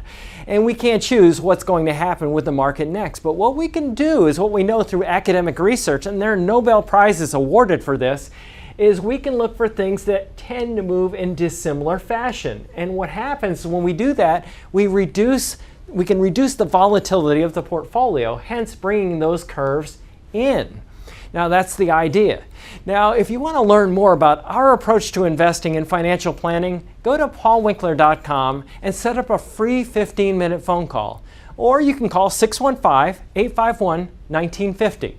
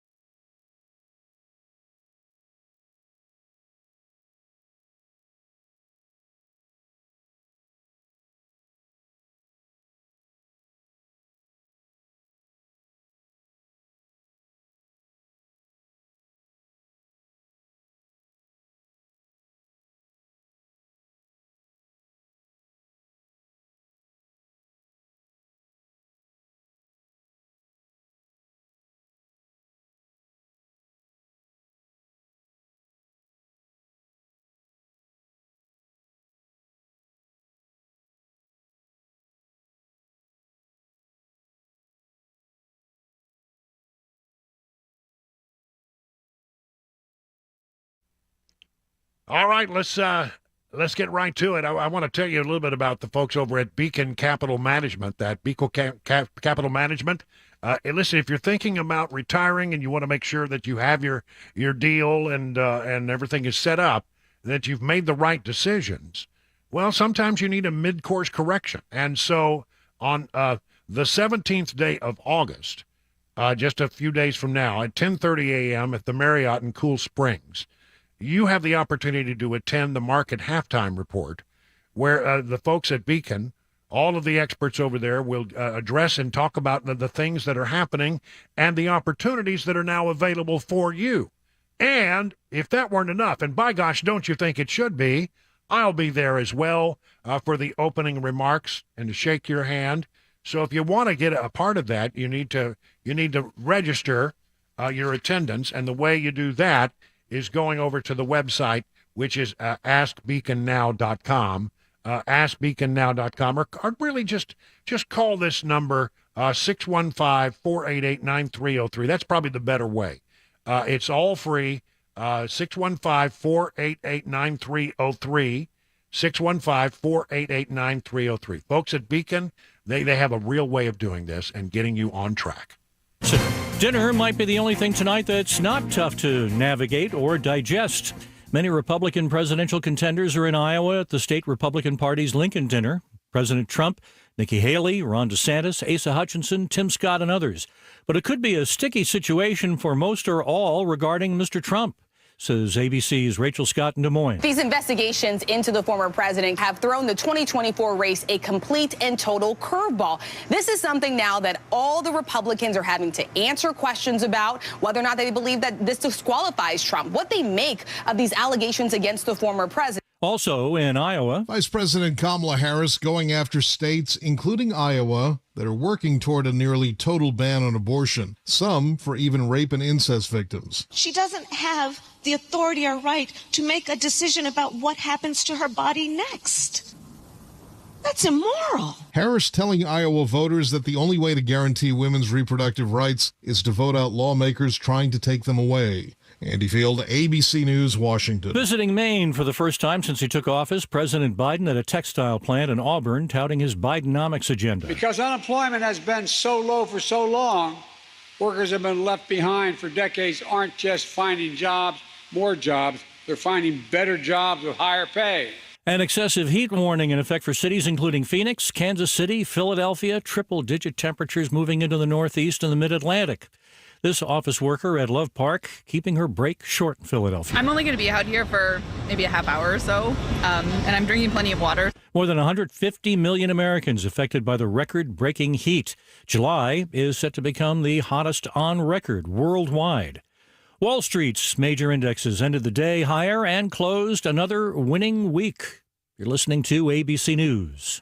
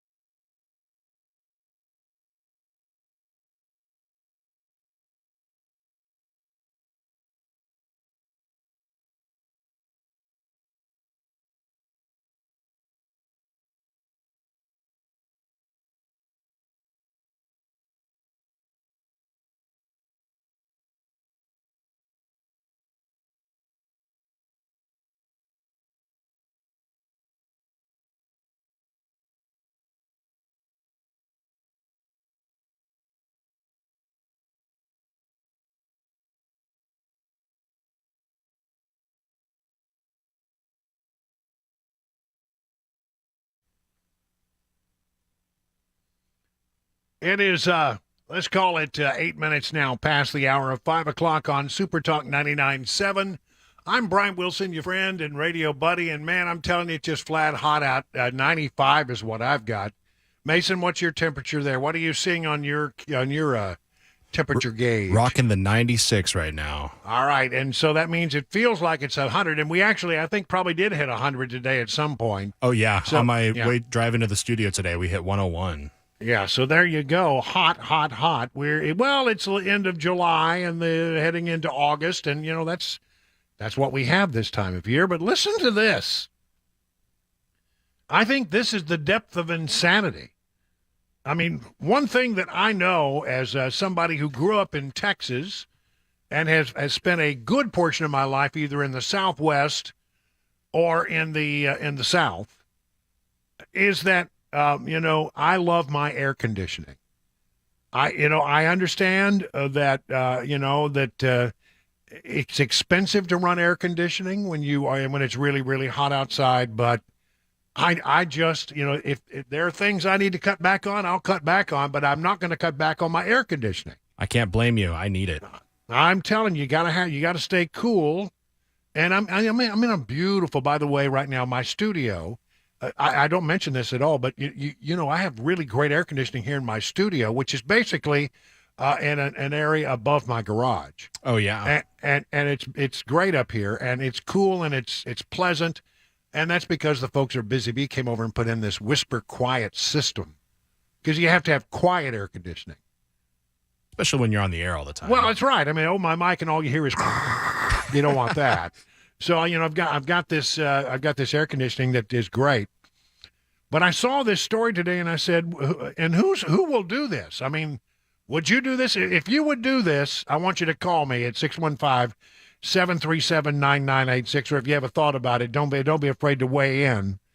The folks over at Nashville Electric Service, NES, are saying that, look, yes, it's going to be hot, and yes, you're going to use your AC, but if you want to save some money on your electric bill, set your thermostat at 78 degrees. I mean, set your thermostat at 78 degrees. Who does that? That just sounds like torture. No, we're not having that. Can you sleep in a room where it's 78? I can't. Absolutely not. I just can't do it. 4 fans going when I try to sleep. But that's the recommendation from the folks at NES. And I'd say, have you lost your ever-loving minds? Do you know where you are? You're in the deep South, my friend. 78 degrees ain't going to cut it. I mean, I guess if you just don't have the money, but I mean, my gosh, I'm not sure 78 degrees is all that good on your HVAC system, whatever it is. It makes it work hard when it does finally kick in. I don't know. I go with, for me, I go with a hard 70. That's where I sit at my house as well. Yeah, 70. 72, I start to get a little warm. I feel uncomfortable. I feel sticky. Yeah, especially with that humidity in the air, if it comes in through the house whenever you're calling in or whatever. Find out what that person wants to say about this, because I'm interested to know. Where do you set your thermostat, and would you ever consider setting your thermostat at 78 degrees, as NES suggests that you might want to do? I mean, it's one thing if they call you and they say, as they sometimes will, we're expecting really peak weather today and peak demand for electricity. So we want you to help us out by setting your thermostat. Well, that's one thing. But just on a day-in basis, I can't imagine having my thermostat set at 78 degrees. I mean, what's the purpose of air conditioning if you have to air condition and only run it at 78 degrees? I'm not sure how I feel about that. Let's see what we got here. Let's go to Forrest. Forrest in Nashville. Forrest, you're on with Brian on the drive. What do you say, Forrest? Well, hey, Brian, I want to tell you, NES is smoking something, and I don't know what it is, but, it's stupid. I remember when I had a young son, my son was a baby, and it was wintertime. My bill was like $200+ for a 2-bedroom apartment. And I called him. I said, why is my bill so much? Well, we recommend that you keep it at like 68 degrees. It's like 25 degrees outside, dude. I'm like, no, NES is just, they're stupid. There's no way in heck I'm turning my thermostat in the summertime up to 78 degrees. You can kiss my hiney. All right. I guess. Not that I really. Never mind. We'll just move on. Leslie is up next on the drive. There we go. Leslie, you're up on the drive. I'm Brian. What do you have to say about this? Well, I was actually just going to say that actually at home we don't cut our air on because we can't afford it, period. So we suffer through this anyway. So if you got a ceiling fan and a good breeze, it's not horrible, but you sweat. Yeah, so what's the temperature in your house right now? Well, I'm not at home right now, but my car, which I just got into after a day of work, is 98 degrees. So yeah. So it's probably close to that at home in the house. It's maybe in the upper 80s, I bet. How do you survive that? Well, you just suck it up. That's what you do. I'm also from Texas, and I tell you, the heat here is so much different because of the humidity, but it just is what it is. So. Yeah, at least it's a moist heat. That's right. I remember when I was a kid and I would go see my great-grandparents, not my grandparents, but my great-grandparents. And they were farmers around a little town called Anson, Texas. And they lived in an old farmhouse that did not have air conditioning at all. And I remember, when we would drive through to go, let's go by and see our great-grandma, grandpa, and see what they're doing and see how they're getting along. And it was always a very short visit. Because and those folks, they would sit there. It could be 110 degrees outside, and they would just sit there in that house, and they'd be just fine. But I'm telling you, I can't do that. I can't do that at all. I got to have some AC. Paula. Let's see, Paula. Can we get Paula up? Paula, you're up next on the drive. So, where do you set your thermostat to stay comfortable? And do you think you will be putting your thermostat at 78? Well, I actually set it at 76 because I'm very cold-natured. And actually, last night I had a sweat jacket on because I was cold. But we decided on the 76 years ago, due to the cost of cooling. It's a very old farmhouse, and the upstairs is like an attic and gets very, very hot. Yeah. So my husband is warm, but he deals with it. But 76 is comfortable for me. 76? But I'm not okay. on NES, and as far as I know, Duck River hasn't asked anybody to do that yet. Yeah, all right. Sounds good, Paula. Well, I hope that you can get warm. I guess there are people that just run a little cooler than others. Don in Murfreesboro. Hello, Don in Murfreesboro. You're on with Brian on the drive. What do you say, Don? Hey, but I used to work for Thermo King with the transport refrigeration company. Yep. And there's something called a box temperature. In other words, once you pump the heat out of your house, all the furniture, the wall, the fixtures, and all are already at that 64-degree temperature, which I set my house at. And as the heat goes in, it only pumps out the heat that comes in. So it doesn't work any harder whether you set it at 78 or 64. Huh. I didn't know that. I'd never heard that one before. But I can tell you, they say 78. I think they're probably worried about brownouts and they don't want to get to that point. So that's maybe the recommendation. I'm not sure it's a great recommendation for most people, though. I know I don't want to sit in my house at 78 degrees and swelter. I think they started that green energy people Yeah. and they want to keep us miserable. Yeah, I hadn't really. 64. All right, listen, knock yourself out there. That's AC, man. Ben in Hartsville. I'm loving this. I didn't expect this to be a conversation, but let's go with it. Ben in Hartsville, you're on with Brian on the drive. What do you say there, Ben? Talking about Ben? Steve? I guess go ahead. Is it Steve? Steve, yeah, it's Steve. Oh, sorry. Yeah, so me and my house, we set our temperature at about 74 degrees during the daytime, but at night, whenever we're going to bed, we set that sucker at 71 degrees, just above 70.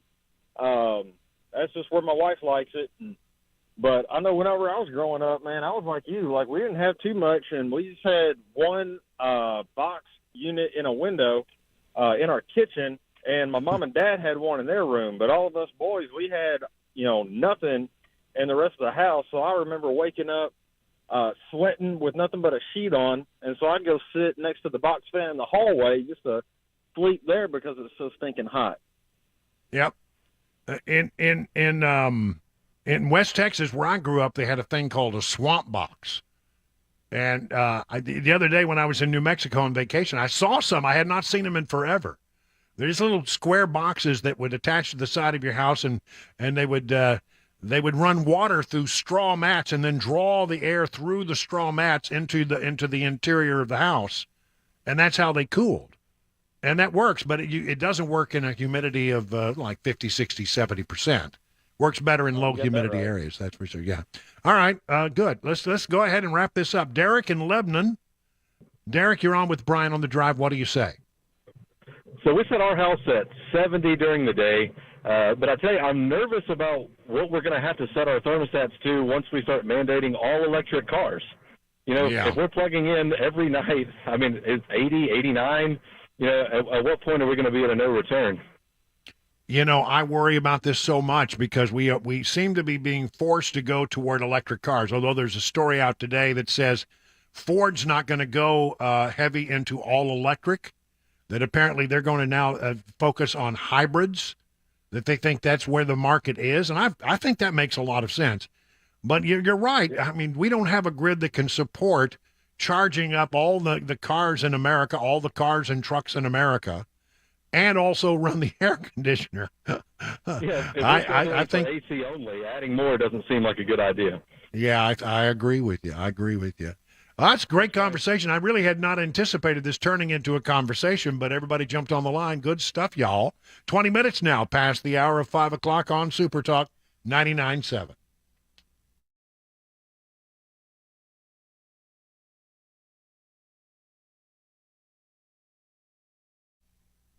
The Nashville Armory Ranges, 2 locations for your convenience. The first one, the Nashville Armory, is at 4290 Kenilwood Drive in Nashville.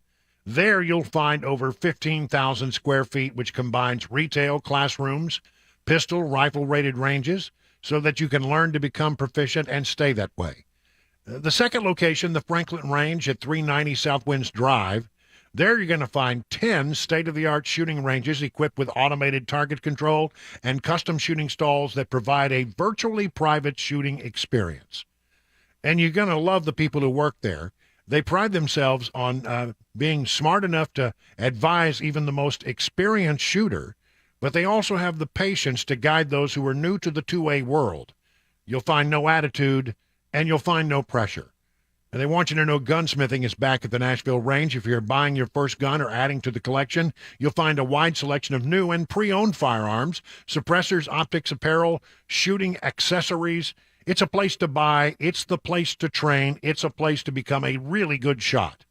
To learn more, go to armoryranges.com. That's armoryranges.com. And please let them know your friend and radio buddy Brian Wilson sent you.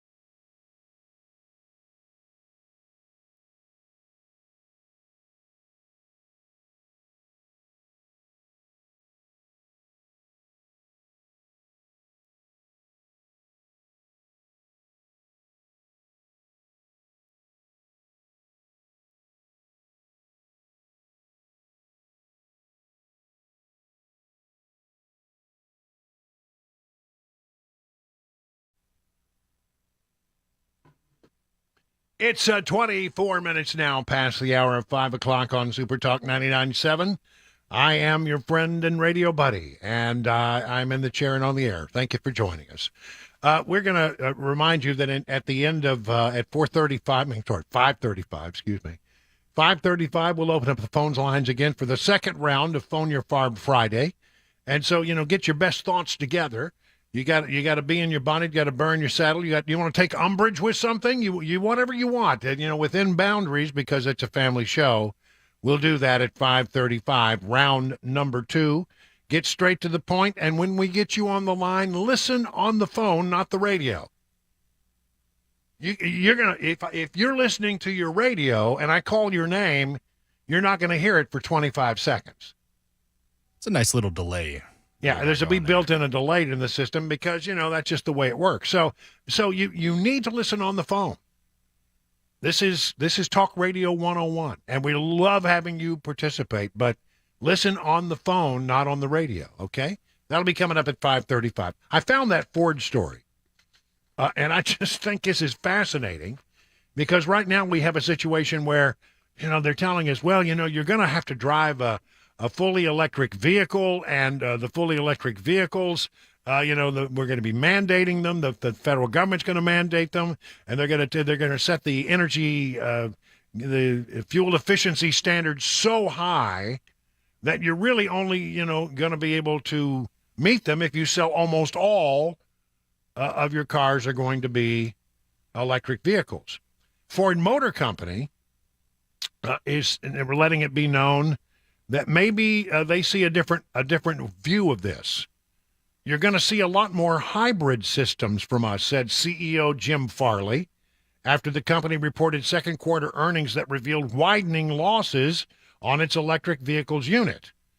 This all runs rather counter, according to CNBC, from the Detroit automakers who have touted the performance and the popularity of their all-electric favorites as the industry tries to move toward meeting these government targets. The hybrid type, however, falls more closely in line with global leader Toyota, which has faced criticism for what some saw as resistance to the EV transition. To be clear, Ford isn't turning away from its much-touted EV push, though it said Thursday that its EV ramp-up may take longer than previously anticipated. I wonder what that means for Blue Oval City.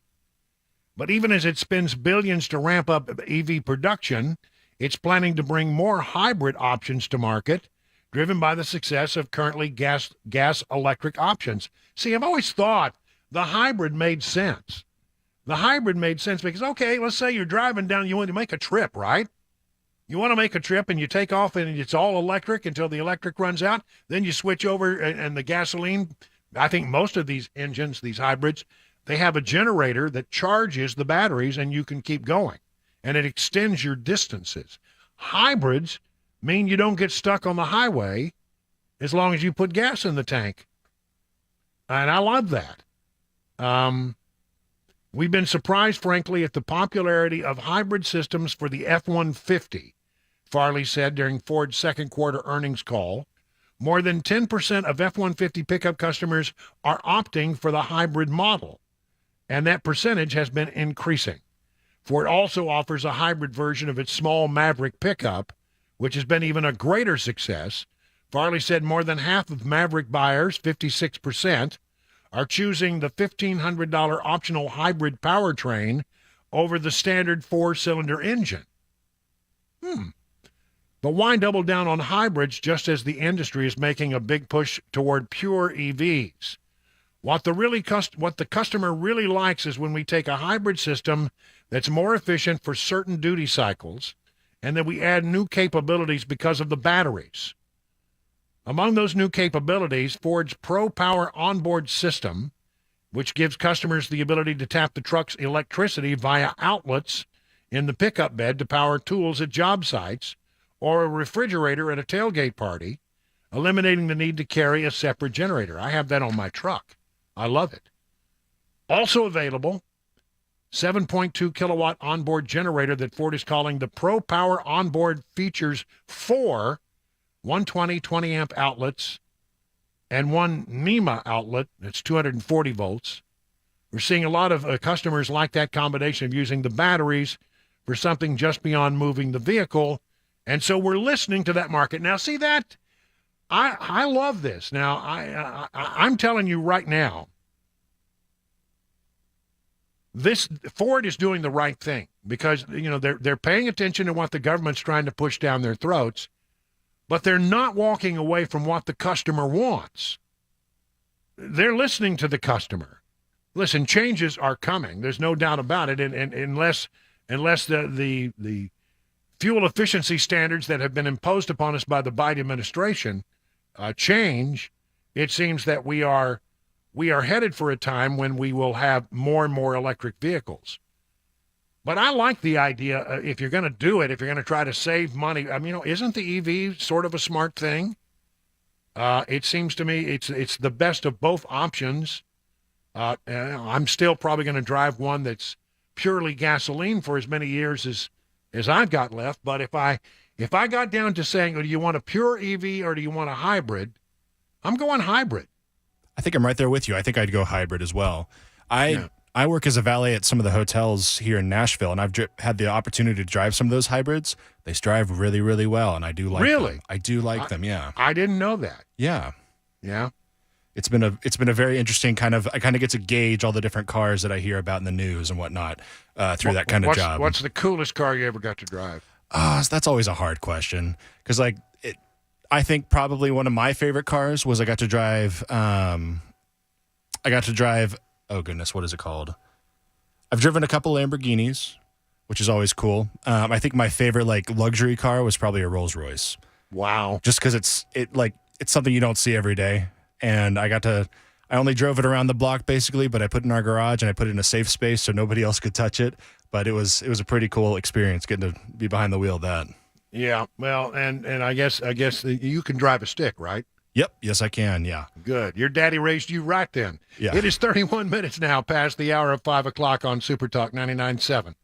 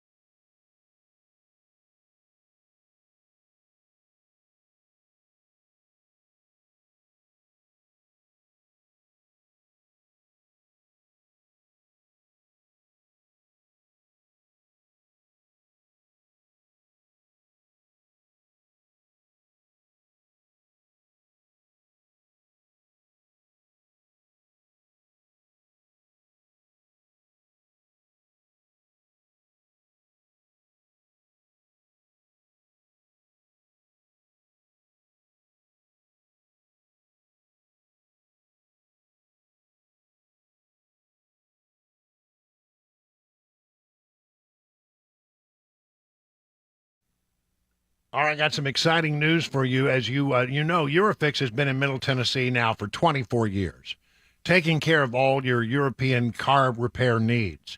And we've gotten to watch them grow. I don't know about you, but I love watching a hometown business take off. Well, the folks at Eurofix are now proud to announce a 5th location for Eurofix in Mount Juliet, on Mount Juliet Road, right across from the Dairy Queen. Eurofix can serve you in Franklin, 100 Oaks, Murfreesboro, Belmead, and now Mount Juliet. It's pretty cool getting to watch a small-town mechanic who started in a barn in the backyard of a single-wide trailer grow to a place where they have 5 locations repairing thousands of cars each month. At Eurofix, you get a 3-year nationwide warranty and a free loaner car with every appointment. So call this number, 844-EUROFIX. That's 844-EUROFIX, or visit myEurofix.com. That's myEurofix.com.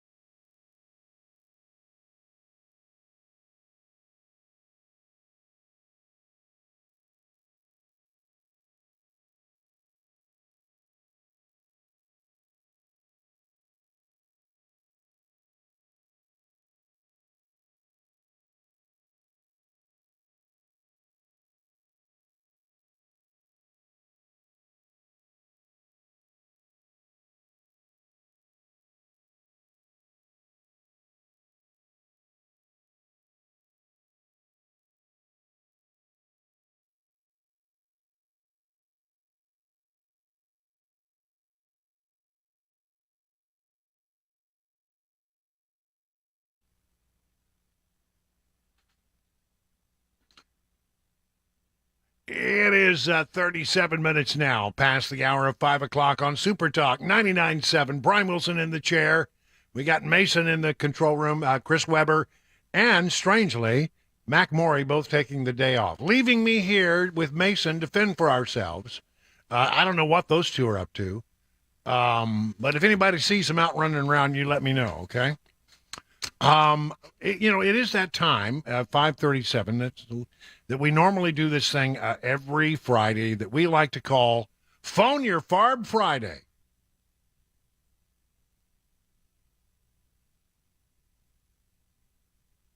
That's right, 615-737-9986. Get on the horn right now and let us know what's on your mind. Maybe you have a bee in your bonnet. Maybe you have a burr in your saddle. Maybe you have a bug in a place that I hope you never, ever, ever, ever have a bug. But whatever it is, get on the line and tell us about it. Take umbrage with something we've said, something you heard earlier this week that you want more information on. Whatever it is, we love to have you join us in this little thing we call Phone Your Farb Friday. And so we have some calls already stacked up and ready to go. Some phone lines open. Get busy, folks. We'll start over here with Scott in Brentwood. Scott, you're on with Brian on the drive. Scott, what's on your mind today?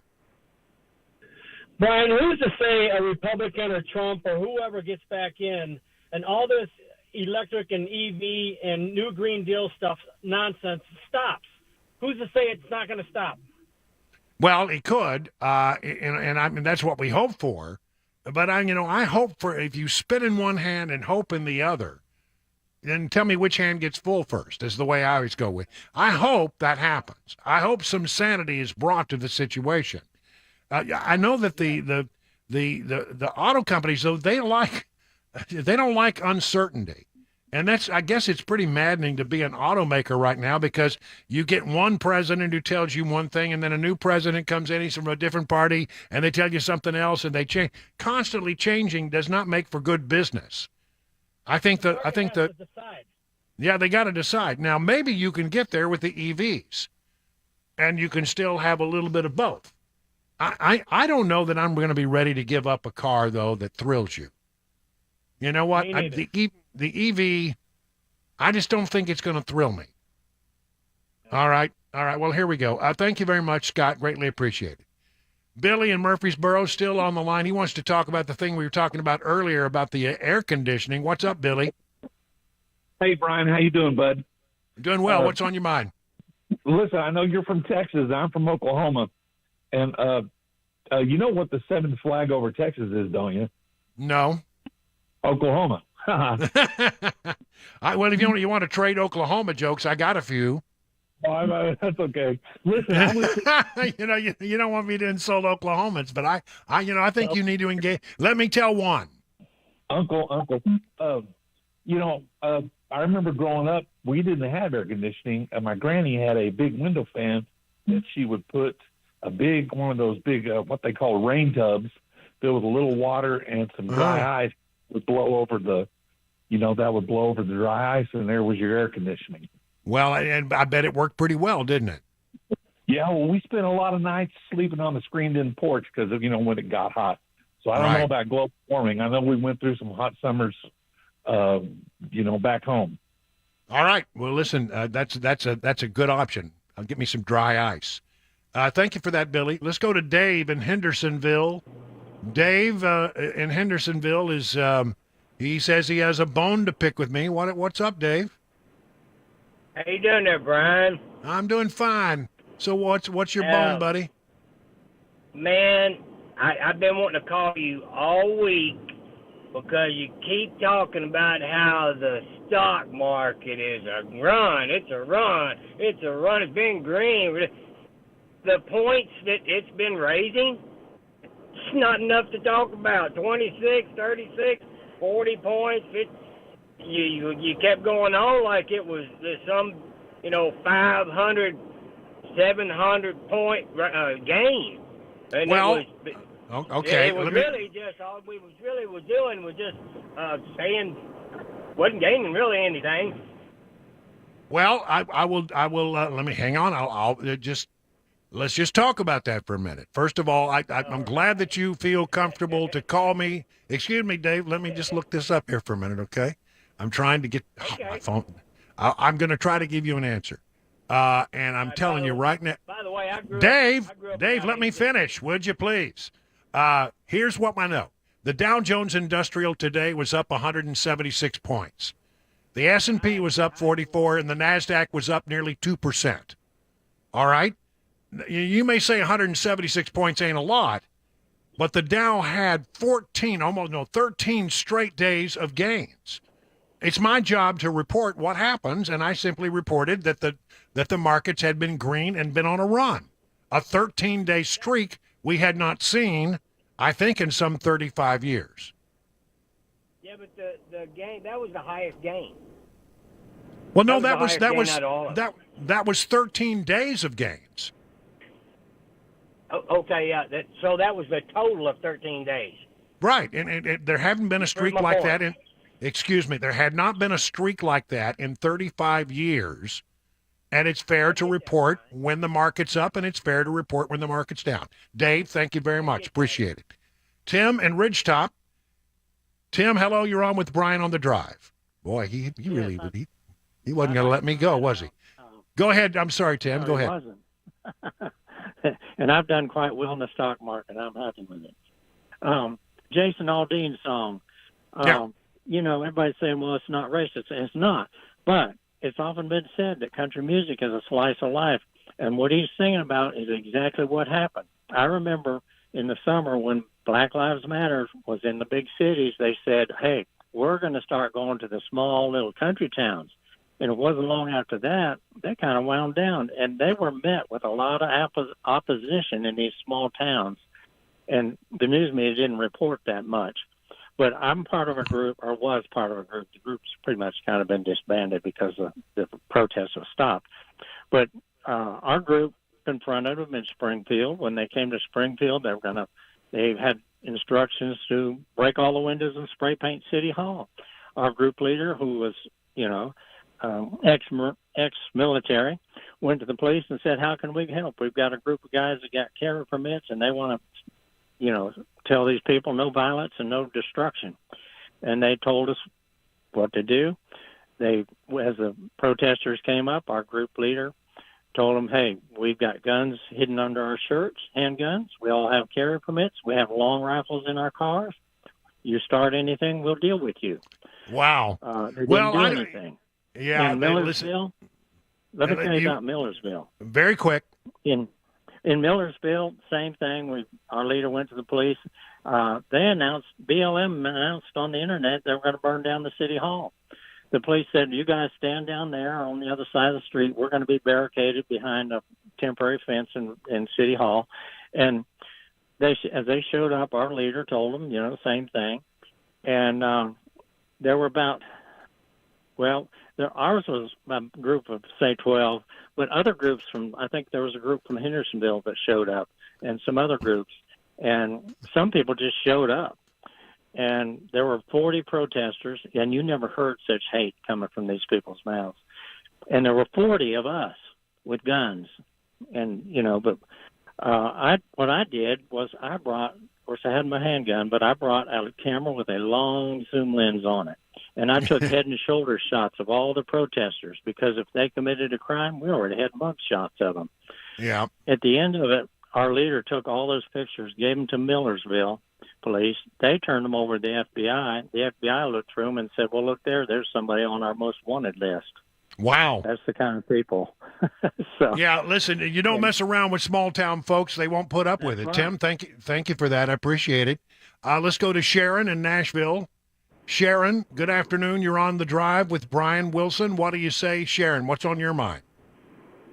Well, I just want to comment that it seems like, and if you look over the past few decades, the Democrats get in, they undo all the good Republicans do. The Republicans get in, they undo everything that Democrats do, thankfully. But then the Democrats get in, they just undo it anyway. Well, what you're describing is something that political scientists have been just watching for years, and that is the pendulum. And the pendulum, swings back and forth. Let me see if I can sort of explain this to you, Sharon. And you have conservatives and you have liberals and you have people in the middle. And sometimes the middle starts to swing to the left, and that's when Democrats get elected. And sometimes the people in the middle start to swing to the right, and that's where you get Republicans elected. And honestly, it constantly moves. What you've got to do is understand that in order to bring people and win national elections, you've got to have a certain number of that middle come over your way, and that's the challenge. My question is, where are we right now? Where is that pendulum, and which direction is it headed? These are the things that I'll be looking to see as we go closer and closer to Election Day 2024. Thanks for the call, Sharon. Greatly appreciate it. How about Rick in Nolensville? Number one, Rick, you're on. No, let's go to the other Rick. I'm sorry. There you go. Oh, and we hung up on that. I'm sorry. Call back. Rick in Nolensville, you're on with Brian on the Drive. What do you say, Rick?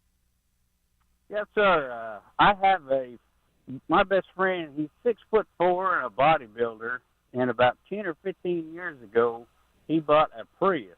Little bitty tiny thing. It was a hybrid. And I made a lot of fun of him, but he said, yeah, you go ahead and make fun all you want.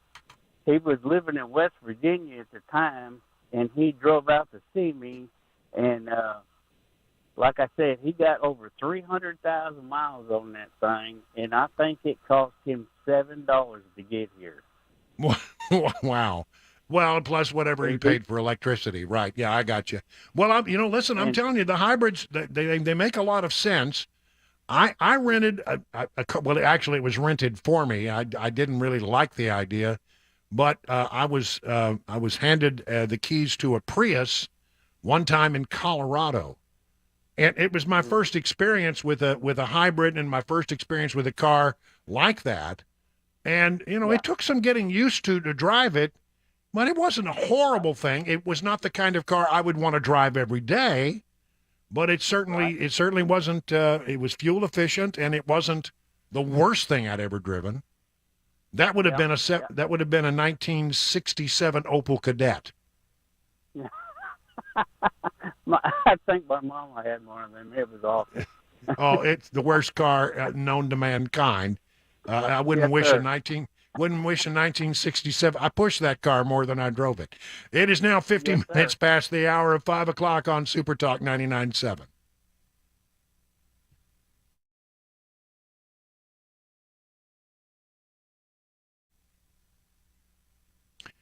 Let's talk about Everseal. First, let me explain what it is. Well, it's a sealant that can be added to your wood and concrete around your house. And it's done in a way that it becomes a permanent part of your wood or concrete, and it will not deteriorate. It doesn't actually it's not a coating. It actually becomes a part of the wood and concrete, and it says that there will be no further deterioration for the next 30 to 50 years. Now, that's something, isn't it? Think about all the maintenance you do around your house or around your business. You see, the folks at the folks at Everseal, wow, have taken the technology that's been around for ages in industrial applications, and they figured out how to provide a permanent solution for sealing the exterior of your wood and concrete at a price that home and business owners can actually afford.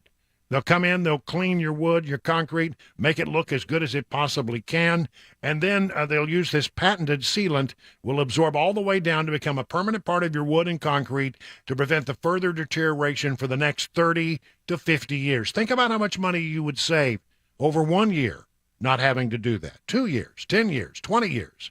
See, it makes a lot of sense. If that sounds like something you'd like to explore, why don't you get a hold of Steve Nelson and the team over at Everseal?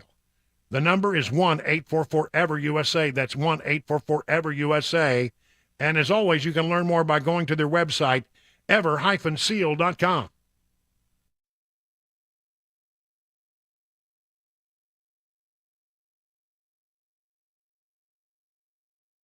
Hi, I'm Paul Winkler. We know that diversification is an important part of the investing process, but how do you reduce risk of a portfolio through diversification? Well, you use correlations. Now think of bathing suit sales and suntan oil sales. They tend to move together, right? Think of bathing suit sales versus winter coat sales. More dissimilar movement, and that's the idea. But why is diversification so important? Well, think about it this way. Everybody would like to have this happen with their investments. They just go straight up. But what we know is this is really what tends to happen. Markets may go way up and then down, or down, then way up. Now let's say if we isolate parts of that curve right there, and the first curve right there, and the second curve right there. If you're putting money away for retirement, every time you put money in, if this is what's going on, you're buying more shares. Then just before you retire, the market goes up, you're really happy. If on the other hand, you keep paying a higher and higher price, and then the market goes down, you're really sad. And we can't choose what's going to happen with the market next. But what we can do is what we know through academic research, and there are Nobel Prizes awarded for this, is we can look for things that tend to move in dissimilar fashion. And what happens when we do that, we can reduce the volatility of the portfolio, hence bringing those curves in. Now that's the idea. Now, if you want to learn more about our approach to investing and financial planning, go to paulwinkler.com and set up a free 15-minute phone call. Or you can call 615-851-1950.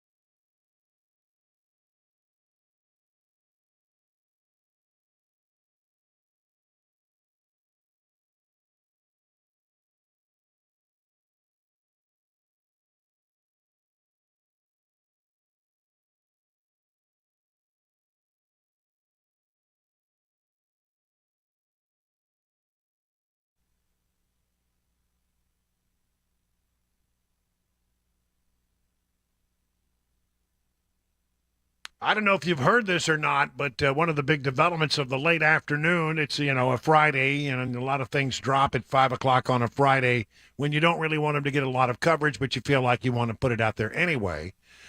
President Biden speaking publicly for the first time about his granddaughter, Navy Joan Roberts, the estranged daughter of his son, Hunter Biden, whom he had previously not acknowledged.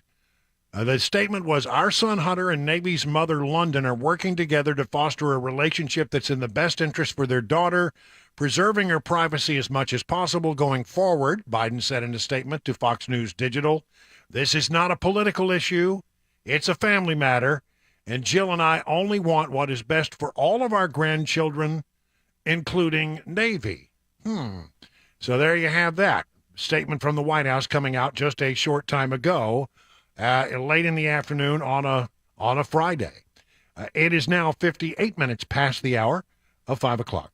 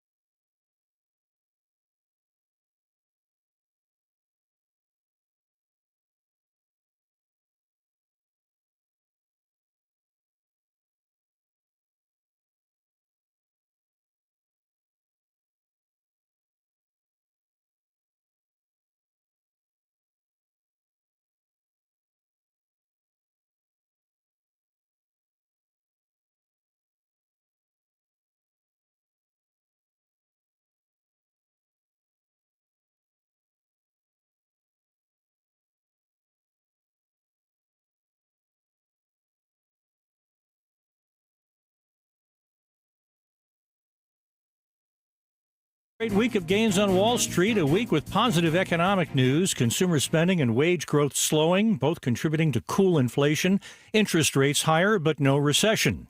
ABC News business correspondent Alexis Christoforous. President Biden on the road Friday touting his economic agenda as he visited a textile factory in Auburn, Maine. We've created over 13 million new jobs, more than before the pandemic. During his visit, the president signing an executive order. Federal research and development in support of domestic manufacturing in the United States. Which he hopes will further incentivize American businesses to invent it here, make it here. President Biden also announcing a big $345 million military aid package for Taiwan. The U.S. will provide weapons to Taiwan from existing military stockpiles. It'll likely anger China, which considers Taiwan a breakaway province. 13 Republican presidential hopefuls share the stage in Des Moines, Iowa. This evening, the annual Republican Lincoln Dinner. Former President Trump running far ahead of Florida Governor Ron DeSantis in polls of GOP voters and has mused that there is no upside for him to debate. DeSantis at an Iowa town hall saying Trump should. I think everyone should show up. You owe it to make the case to the people about why you should be president. And at the end of the day, nobody's entitled to a nomination. Nobody's entitled to be elected to any office, much less the presidency. So you got to come. The Lincoln dinner will be the first time Trump has appeared with most of the GOP presidential hopefuls. Dave Packer, ABC News. More than 150 million Americans were under heat alerts, and though what's on the thermometers has made history in many areas, it's often not just the heat, says this person in New York City. The humidity is kind of makes you breathe a little, it makes you, kind of not breathe the same way. So, when you walk, you get a little more tired, a little more exhausted. That in New York. You're listening to ABC News. Ron.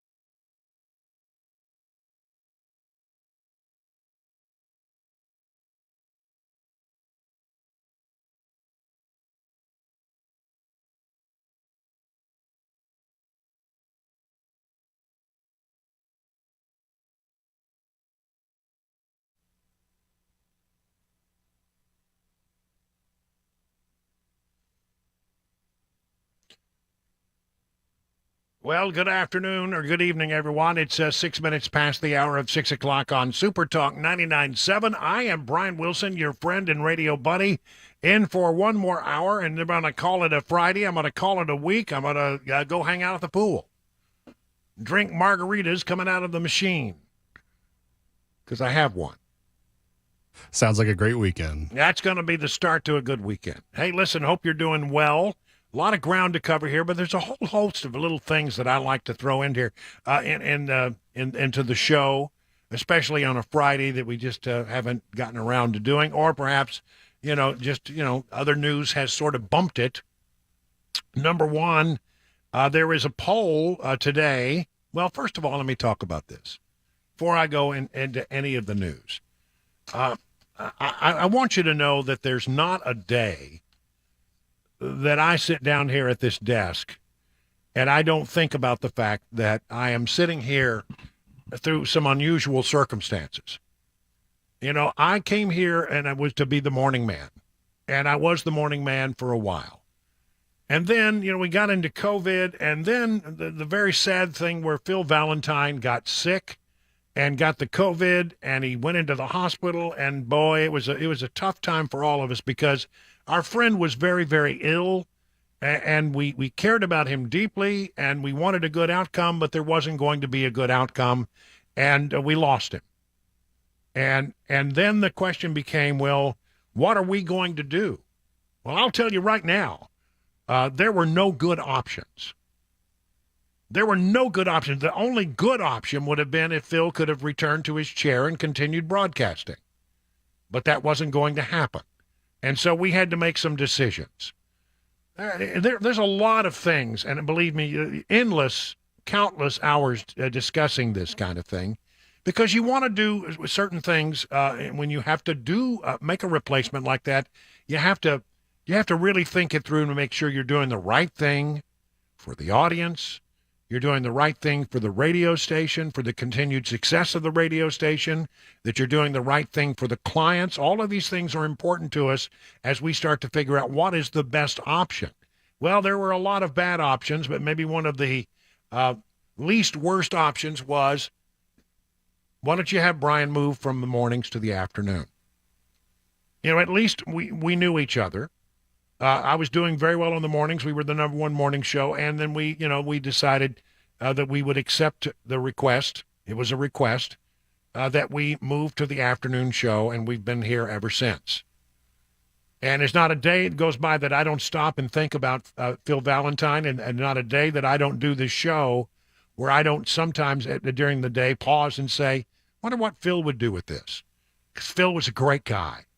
I wish I had known him better.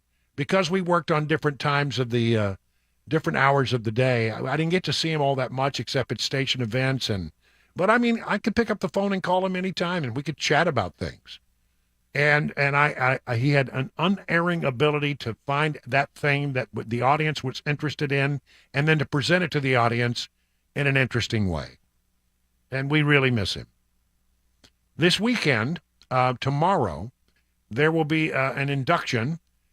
Phil Valentine will be inducted into the Tennessee Radio Hall of Fame, and there's going to be a little event, and I think virtually every single person at Super Talk is going to be there for this induction. Well deserved. A man who dominated the airwaves in this market for many, many, many years. He was a legend in this market. And this is an honor that is deeply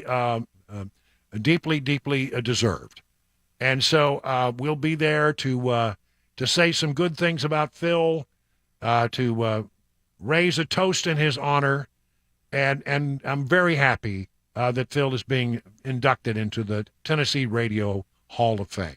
It'll be also good to see a lot of the folks there at the event and shake hands with people I don't see every day anymore. But I'll tell you, it is duly an honor that is well deserved.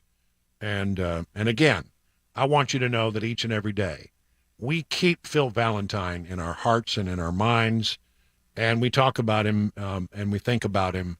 And I know you miss him, and I know that I'm not Phil Valentine. I can only be the best Brian Wilson that I can be. But we try to move on, and we're doing the very best we can. All right, so there's that. I'm glad. I wanted to make sure I talked about that because it is really quite an honor, and there's nobody more deserving of that honor than the late Phil Valentine. Other stories. These things don't really go together, but I think they're interesting. In the state of Ohio, they have done a poll about where Republicans would stand. And there's something pretty interesting about it. Trump takes 64% of the vote in the state of Ohio among Republicans. 64%. That's killer numbers. Killer numbers. What's interesting is that Vivek Ramaswamy comes in second, and he's way behind, and he leads DeSantis in the Ohio GOP presidential poll. DeSantis's outcome has not been all that good in recent days. Trump, the more they indict him, the more they throw things at him, the stronger he gets. There's just no doubt about it. The Republican voters, the GOP voters across the nation are glomming on to Trump, and if things were to be held today, no doubt that Trump would win. He would be the nominee. We're not there yet. We'll have to see what happens now. There are, as you know, some legal complications that the former president is facing, but it doesn't seem to bother at all the Republican voter. So in most places, it's DeSantis number 2, but in Ohio, which was interesting, Ramaswamy is making some ground. And DeSantis, I don't think he's faded yet, but he is certainly struggling. The campaign has spent a lot of money. I don't know how it's going to end up, but it sounds like to me Ramaswamy may be sort of the dark horse to watch here and see what happens. He is an engaging guy, I will say that. Who's in charge of Nashville's airport? There's apparently a bit of confusion about this at the moment. Nashville International Airport hums to the tune of lively music. This is from AP. Live music in a terminal filled with tourists and locals alike. This trendy gateway to Tennessee has quietly confronted an identity crisis. Under a new state law, there is no clear agreement about who's in charge of airport operations. The confusion comes at a time when the airport is booming, its annual passengers having more than doubled over the past decade to 21.9 million for fiscal year 23. The nonprofit Metro Nashville Airport Authority and state officials argue that a new group of state appointees has lawfully taken over the authority's board, but federal officials and the city contend the old board, picked by Nashville's mayor, still has the power.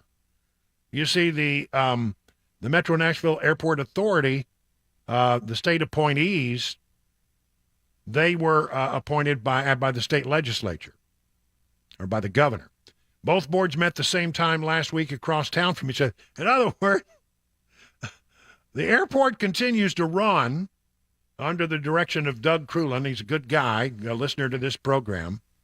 But there are two different authorities now meeting, and it's not clear really which one is in charge. The dispute headed to a hearing today in a state court in Nashville. Republican lawmakers approved plans for the state to make enough appointments to control the airport's board starting in July. The change was among several passed by legislators seeking to curtail the power of the heavily Democratic city, whose Metro Council sunk a bid to bring the 2024 Republican National Convention to Nashville. The city has filed suit against the state over the changes to the airport authority, which manages, operates, finances, and maintains the international airport and a smaller one in Nashville. In the meantime, the authority installed new board members on July 1, saying it can't defy state law without a court order. So this is ongoing, and it's now in the courts. Mayor Cooper, who's still the mayor, Mayor Cooper is still the mayor? Yeah, he's still the mayor for a little while longer. Has cried foul on the Republican charge. And then, the Tennessee situation is not unprecedented.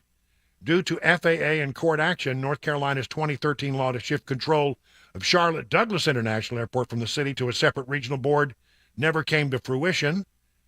Mississippi had a similar thing, with Jackson's airport remaining blocked in an ongoing legal challenge. Georgia lawmakers flirted with flipping the Atlanta airport's governance, but opposition sank the proposal. Nashville officials say the state is upending an airport board without complaints about its performance, even during a time of extensive expansion. So, how is this thing going to be ended up? It looks like it's headed to a court. In a letter to the Nashville community at large, the authority's CEO, who we mentioned before, is Doug Crulin, acknowledged that the frustration and confusion caused by the dispute, but he said the authority is responsible for staying legally compliant. He says, as an airport authority, we don't take political positions. So he is standing by, it would seem, for court guidance on who the actually controlling authority is at BNA. Be worth watching. Here's another story. Remember the other day when we told you this very strange story about a guy named Tafari Campbell? He was a chef who works for the Obamas at their home in Martha's Vineyard. And he was apparently out on a paddleboard in an area, and he apparently fell off his paddleboard, and I don't know what happened, but he drowned and died. And it was called in from, I believe, it appears that it was called in from the Obama compound, although it's not absolutely clear. They called it Wilson Landing, which is, I think, nearby the Obama residence. So Tafari Campbell, age 45, was not alone in the water during the unfortunate incident. However, the identity of the person accompanying him has been withheld by police, sparking curiosity among, well, who was it? The emergency call came in at 7:46, alerting authorities that Campbell had fallen into the water and was unable to resurface. While the call has been recorded in the Edgartown Police Department's log, the crucial information explaining the reason for the call and who made the call left blank. Strikingly, all other calls received proper documentation on that night, making this omission stand out. What are they trying to hide? What's going on here? The origin of the call traced back to Wilson Landing, a paddleboard launch site about 2 miles from Obama's residence. The Obama property features a private beach offering convenient access to paddleboard activities. At the time of the tragic incident, former President Barack Obama and his wife were said to not be home. However, it remains unclear whether the daughters, Sasha and Malia, who were also in town, were present at the house or elsewhere with friends and residents. In the pursuit of clarity, requests have been made to Obama's office regarding the occupants of the residence when Campbell's accident occurred. However, no response has been received, leaving the public in something of suspense. Could be a really completely uninteresting answer to all of this, but what is raising questions is the fact that we have a situation where the cook, the chef for the Obamas, dies. Somebody was there, and all of a sudden, mysterious blank spots on the records at the Edgartown Police Department to identify who it was that made the actual call. Maybe we'll get those answers in the days ahead. It is now 20 minutes past the hour of 6 o'clock on Super Talk 99.7 WTN.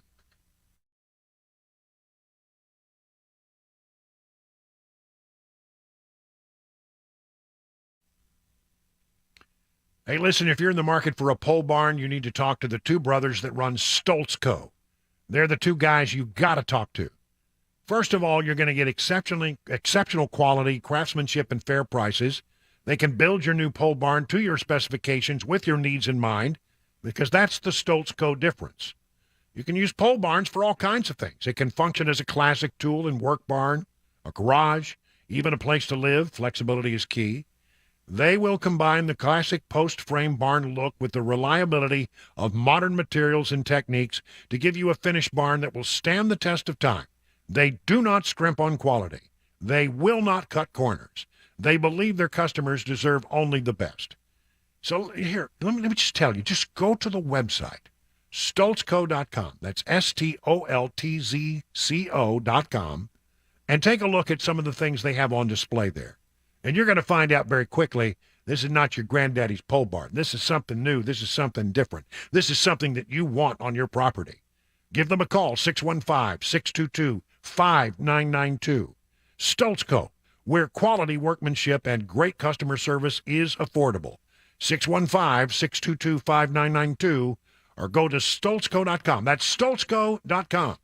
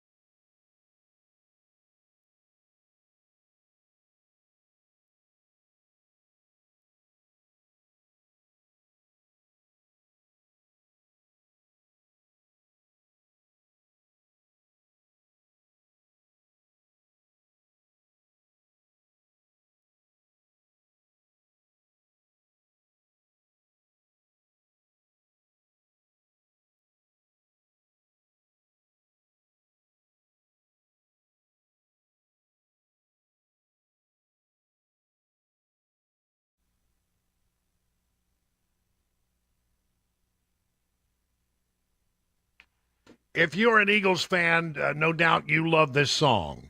It was one of their biggest hits. It's called Take It to the Limit, and the vocal was done by a guy named Randy Meisner. Beautiful, beautiful vocal.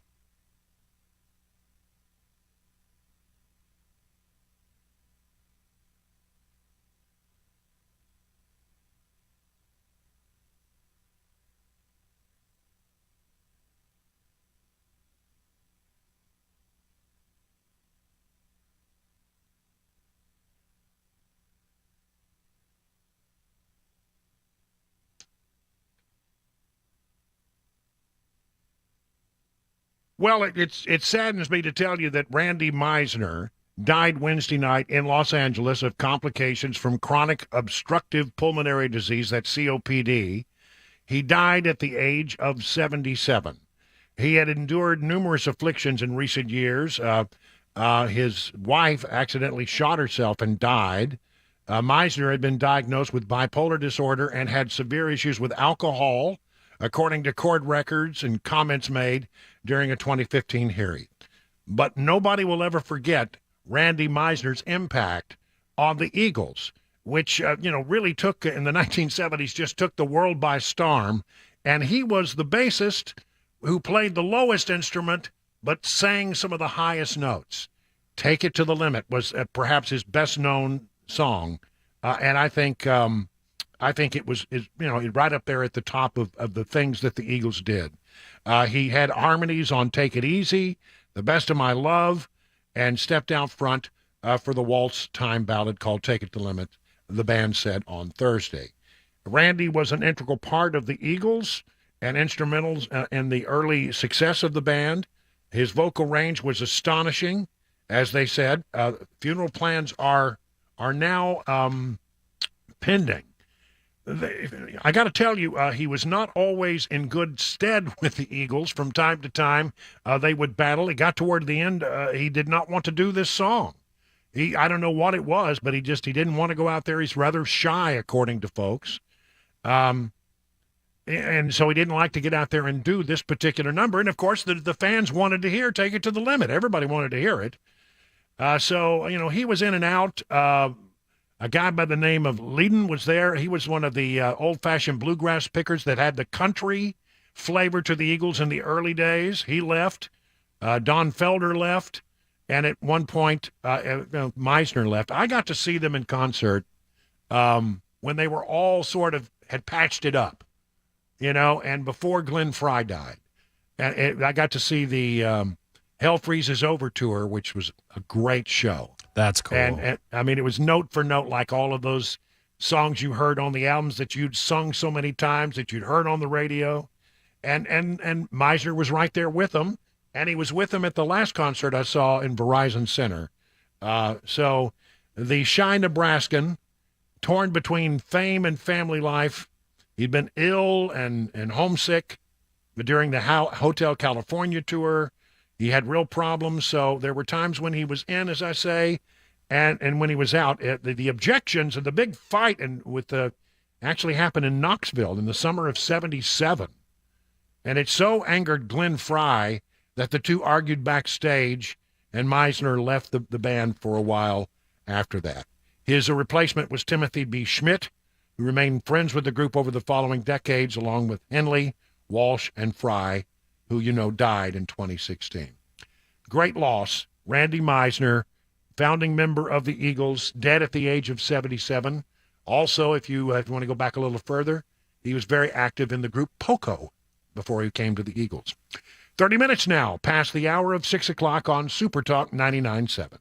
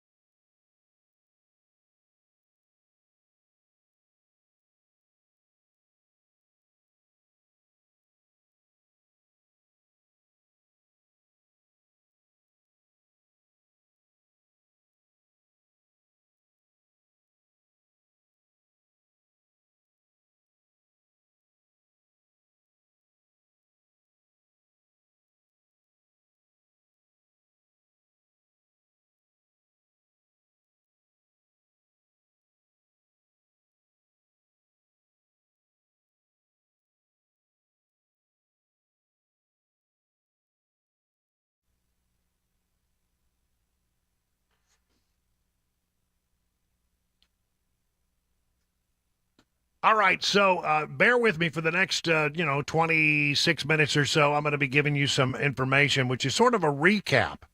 And it's because I've become aware that when I talk to people, there's, these stories about Biden and the family syndicate and, everything that's going on in Washington.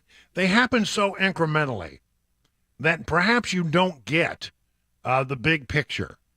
And I want you to get the big picture. I stumbled into a thing today. It is a report on Newsmax.com by my old friend James Rosen. James Rosen is their White House correspondent, and he's probably my best friend in Washington, D.C. We were very close friends. We shared an office for years when I was at Fox, and I've never met a smarter man. I've never known, well, maybe Brit Hume, but it's close. Those two guys are just brilliant. And so I loved what he did with this because, it's easy to lose track of what's going on with all of these questions about Hunter Biden and the Biden family syndicate and what is the White House saying, and are they telling you the truth, or are they giving you spin? I just want you to listen for the next 3 minutes and 30 seconds. I don't normally do this, but I think it's a great compendium. And if you listen to this, you'll sort of be up to speed about the battles that have been underway at the White House to get at the truth. Difficulty for the Biden White House in maintaining a consistent line on the Hunter Biden case really became acute last month. That's when the House Ways and Means Committee released a 2017 WhatsApp message sent by Hunter Biden to a Chinese Communist Party official, in which Hunter Biden demanded financial payment and said Joe Biden, then the former vice president, was sitting right next to him and also wanted to know why the payment hadn't been made. That prompted this question of Karine Jean-Pierre, the White House press secretary, from this reporter back on June 23rd. You've stated that the president stands by his comment from the 2020 campaign that he never once discussed his son's overseas business dealings with his son. And you stood at that podium and you reaffirmed that. Do you stand by your reaffirmation? What I will say is nothing has changed. Nothing has changed. And I will leave it there. Thus was born the nothing has changed mantra. Since then, however, Senator Grassley released that 2020 FBI document that contained allegations that both Bidens had received millions in bribes from the Ukrainian company that hired Hunter Biden. The document also alleged the existence of 17 recordings of both Bidens. Then on Monday of this week, the New York Post reported that a former business associate of Hunter Biden's, Devin Archer, will testify that the elder Mr. Biden was placed on the phone with his son's business associates at least 24 times. That prompted this question from Jillian Turner of Fox News. Chairman James Comer today says that the Oversight Committee, has evidence that the president in the past communicated directly with foreign business associates of his son Hunter Biden many times. Curious if the White House and the president still stand behind his comment that he's never been involved and has never even spoken to his son about his business. So I've been asked this question a million times. The answer is not going to change. The answer remains the same. The president was never in business with his son. Peter Baker of the New York Times, the unofficial dean of the White House press corps, saw that exchange and tweeted later on Monday, White House press sec says Biden was never in business with his son, but does not actually say whether he was put on speakerphone when Hunter was conducting business and introduced to partners. That prompted 2 more attempts to clarify the matter at yesterday's briefing.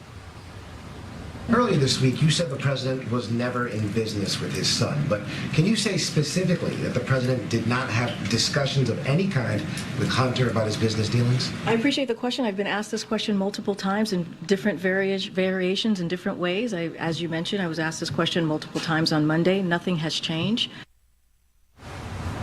But the language had changed, as was noted again in that briefing by Phil Wegman of Real Clear Politics. Moments ago, you said that nothing has changed when you were asked about the president's previous remarks on his son's business dealings, but the language has in fact changed. So I just want to clear this up once and for all. The president has previously said that he has never discussed overseas business dealings with his son, but the White House now says that the president has never been in business with his son. So why the updated language? Which statement is true? Or is this semantics and they're both true? As I stated on Monday, when I was asked this question multiple times, nothing has changed. Nothing has changed on this. Nothing has changed on this. And so could ask me a million different ways on this question. Nothing has changed. The person who could perhaps clear this up once and for all would be President Biden himself. He, however, has not held a full-scale news conference for the White House press corps since November. Yesterday, however, he did find time for a podcast interview with wellness guru Jay Shetty. Sean and Emma. What you just heard there is excellent reporting from the White House. This is James Rosen doing what a good reporter should do, trying to hold the people in power and the people who are trying to explain and represent the White House, your White House. They need to be consistent and they need to be telling the story. And he just skewers them because they are changing their story as things get hotter and hotter in Washington. You know, and remember, Devin Archer goes into a closed-door meeting with the House Oversight Committee on Monday for a transcribed interview, which will be made public at some point.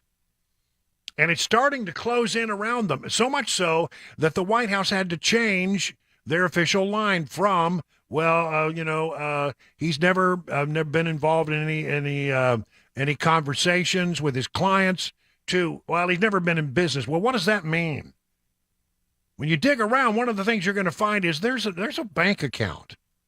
There's a bank account out there that received money from the shell corporations from some of the things that Hunter Biden was doing. And that account is just, the name on it is simply Biden. All the others were named, but this one just says Biden. Who is Biden? Look, it's closing in around them. It's really getting difficult for them to keep their story straight. And kudos to James Rosen for getting in there and, holding their feet to the fire and pointing out the inconsistencies of the things that the White House is saying. Great work. And again, I hope that sort of brings you up to speed. Now, another story. Critics are sounding the alarm on Biden administration's bid to destroy free speech after some newly discovered Facebook censorship allegations. The Biden administration's facing intense scrutiny after Jim Jordan revealed a smoking gun Thursday, indicating alleged collusion between the White House and Facebook to censor Americans. We all know that Joe Biden had coerced and colluded the big tech social media. And now we're starting to get to the bottom of that. Here is Congressman Jim Jordan talking about Facebook censorship that came down from the White House. They knew it was wrong. One of those Facebook executives said, this is a significant incursion into the boundaries of free expression. That is a fancy way of saying this violates the First Amendment, for goodness sake. But because the White House was outraged, because Jen Psaki stood there at the podium, what you just played, in the White House and demanded this happen, because the White House was demanding it and they wanted to keep their cozy relationship with the Biden administration, they censored First Amendment speech. That's what this clearly shows. And frankly, we got more documents that we're reviewing that I think are going to show it even more so. But Rand Paul and I have introduced legislation, Senator Paul, which would say if you're in the government and you're doing what was happening there, you get fired, you don't get your pension benefits, there can be civil liability that you're subject to, you lose any security clearance you may have. We want real penalties for people in the government engaging what Professor Turley called this censorship by surrogate, this coercion, this pressure from government on private companies to censor speech. Matt Taibbi said what we're beginning to uncover here is more significant than the Twitter files. And he was one of the primary authors of the Twitter files, and he's been attacked for some of the things he's done to expose this attack on the First Amendment. We have that bill and stopping what Mr. Taibbi and Mr. Schellenberger called the censorship industrial complex. Now we're figuring out how this complex worked, and that's the first step into stopping it. Well, that's a lot to unpack, but I mean, it sounds as if what they've come up with is a piece of legislation that would say, if you're in government and you are caught trying to censor free speech on social media or anywhere, then you will actually have an impact. You could lose your job, you could lose your benefits, you could lose everything, your retirement, the whole 9 yards. You think that's not going to straighten some people up? It will straighten them up in a real hurry. So, that's happening. This White House, honestly, has done things that I think are unconstitutional on many occasions, and it's very clear that they were putting a heavy hand on the folks at Facebook, and the folks at Facebook were responding to that pressure from the White House. Very clear. All right, so we got some more time to talk about. I want to do this. Different story, but where did that other story go? I've lost it. There it is. All right, here we go. This is about Ford. We talked about this earlier, and I think it's very interesting. It may be a game changer. It may change the way we go forward because, as you know, the way it's standing right now, if the White House has its way, we'll all be driving electric cars, whether we want one or not. They're buying electric cars for the federal government.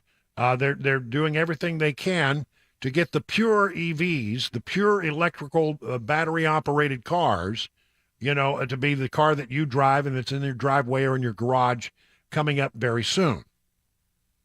But the Ford Motor Company today let it be known that they are doing something a little bit different, that they have changed their strategy. And I think this is probably very interesting. Heads up, this is from CNBC. Heads up, hybrid fans. Ford Motor is working on a whole bunch of new hybrid models. You're going to see a lot more hybrid systems from us, said CEO Jim Farley, as the company reported second quarter earnings that revealed widening losses on its electric vehicles unit. The comments run slightly counter to recent messaging from the Detroit automakers, which have touted the performance and popularity of the all-electric favorites as the industry moves to meet EV targets. The hybrid type, however, falls more closely in line with what global hybrid leader Toyota has been suggesting they want to do. It's faced criticism for what some saw as resistance to the EV transition. Now, to be clear, Ford is not turning away from its much-touted EV push, though it said Thursday that its EV ramp-up may take longer than had previously anticipated. So is hybrid the gap? I don't know. But even as it spends billions to ramp up EV production, it's planning to bring more hybrid options to market, driven by the success of its current gasoline-electric options.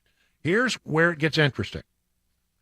Says Farley, we have been surprised, frankly, at the popularity of hybrid systems for our F-150. More than 10% of F-150 pickup customers are opting for the hybrid model, Farley said, and that percentage has been increasing. Ford also offers a hybrid version of its small Maverick pickup, which has even had greater success. Farley says that more than half of Maverick buyers, 56%, choose the $1,500 optional hybrid powertrain over the standard four-cylinder engine. No, four-cylinder. But why double down on hybrids just as the industry is making a good push toward EVs? Farley says we listen to the customers. Well, what a concept that is. What a concept that is, to listen to the customers. What the customer really likes is when we take a hybrid system that is more efficient for certain duty cycles, and then we add new capabilities.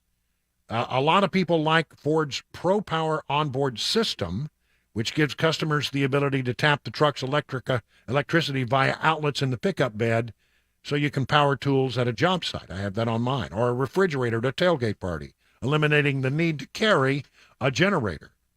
An available 7.2 kilowatt onboard generator that Ford is calling ProPower Onboard features actually 4 120-volt, 20-amp outlets and then a 240-volt.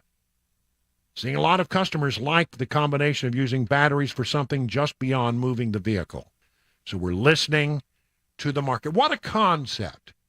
This is what car companies, this is what all companies should do, is that they should not be driven by what the government says is the right answer.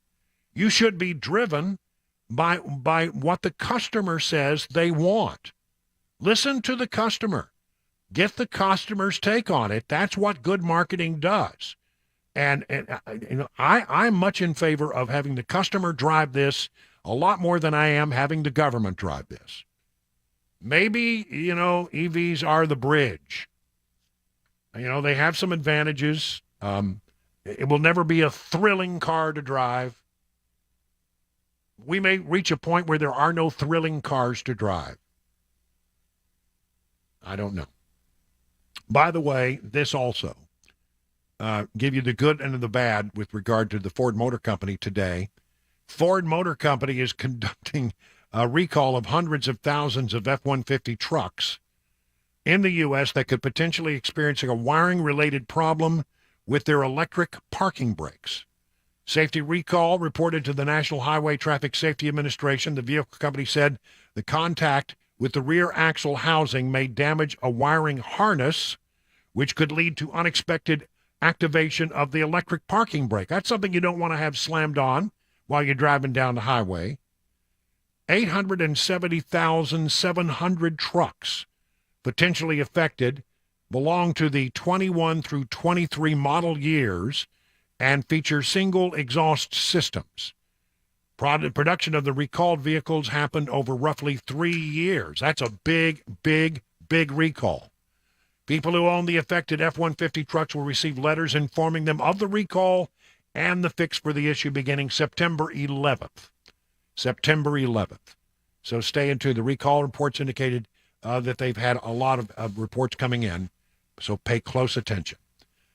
Listen, that's it for today. I'm going to go.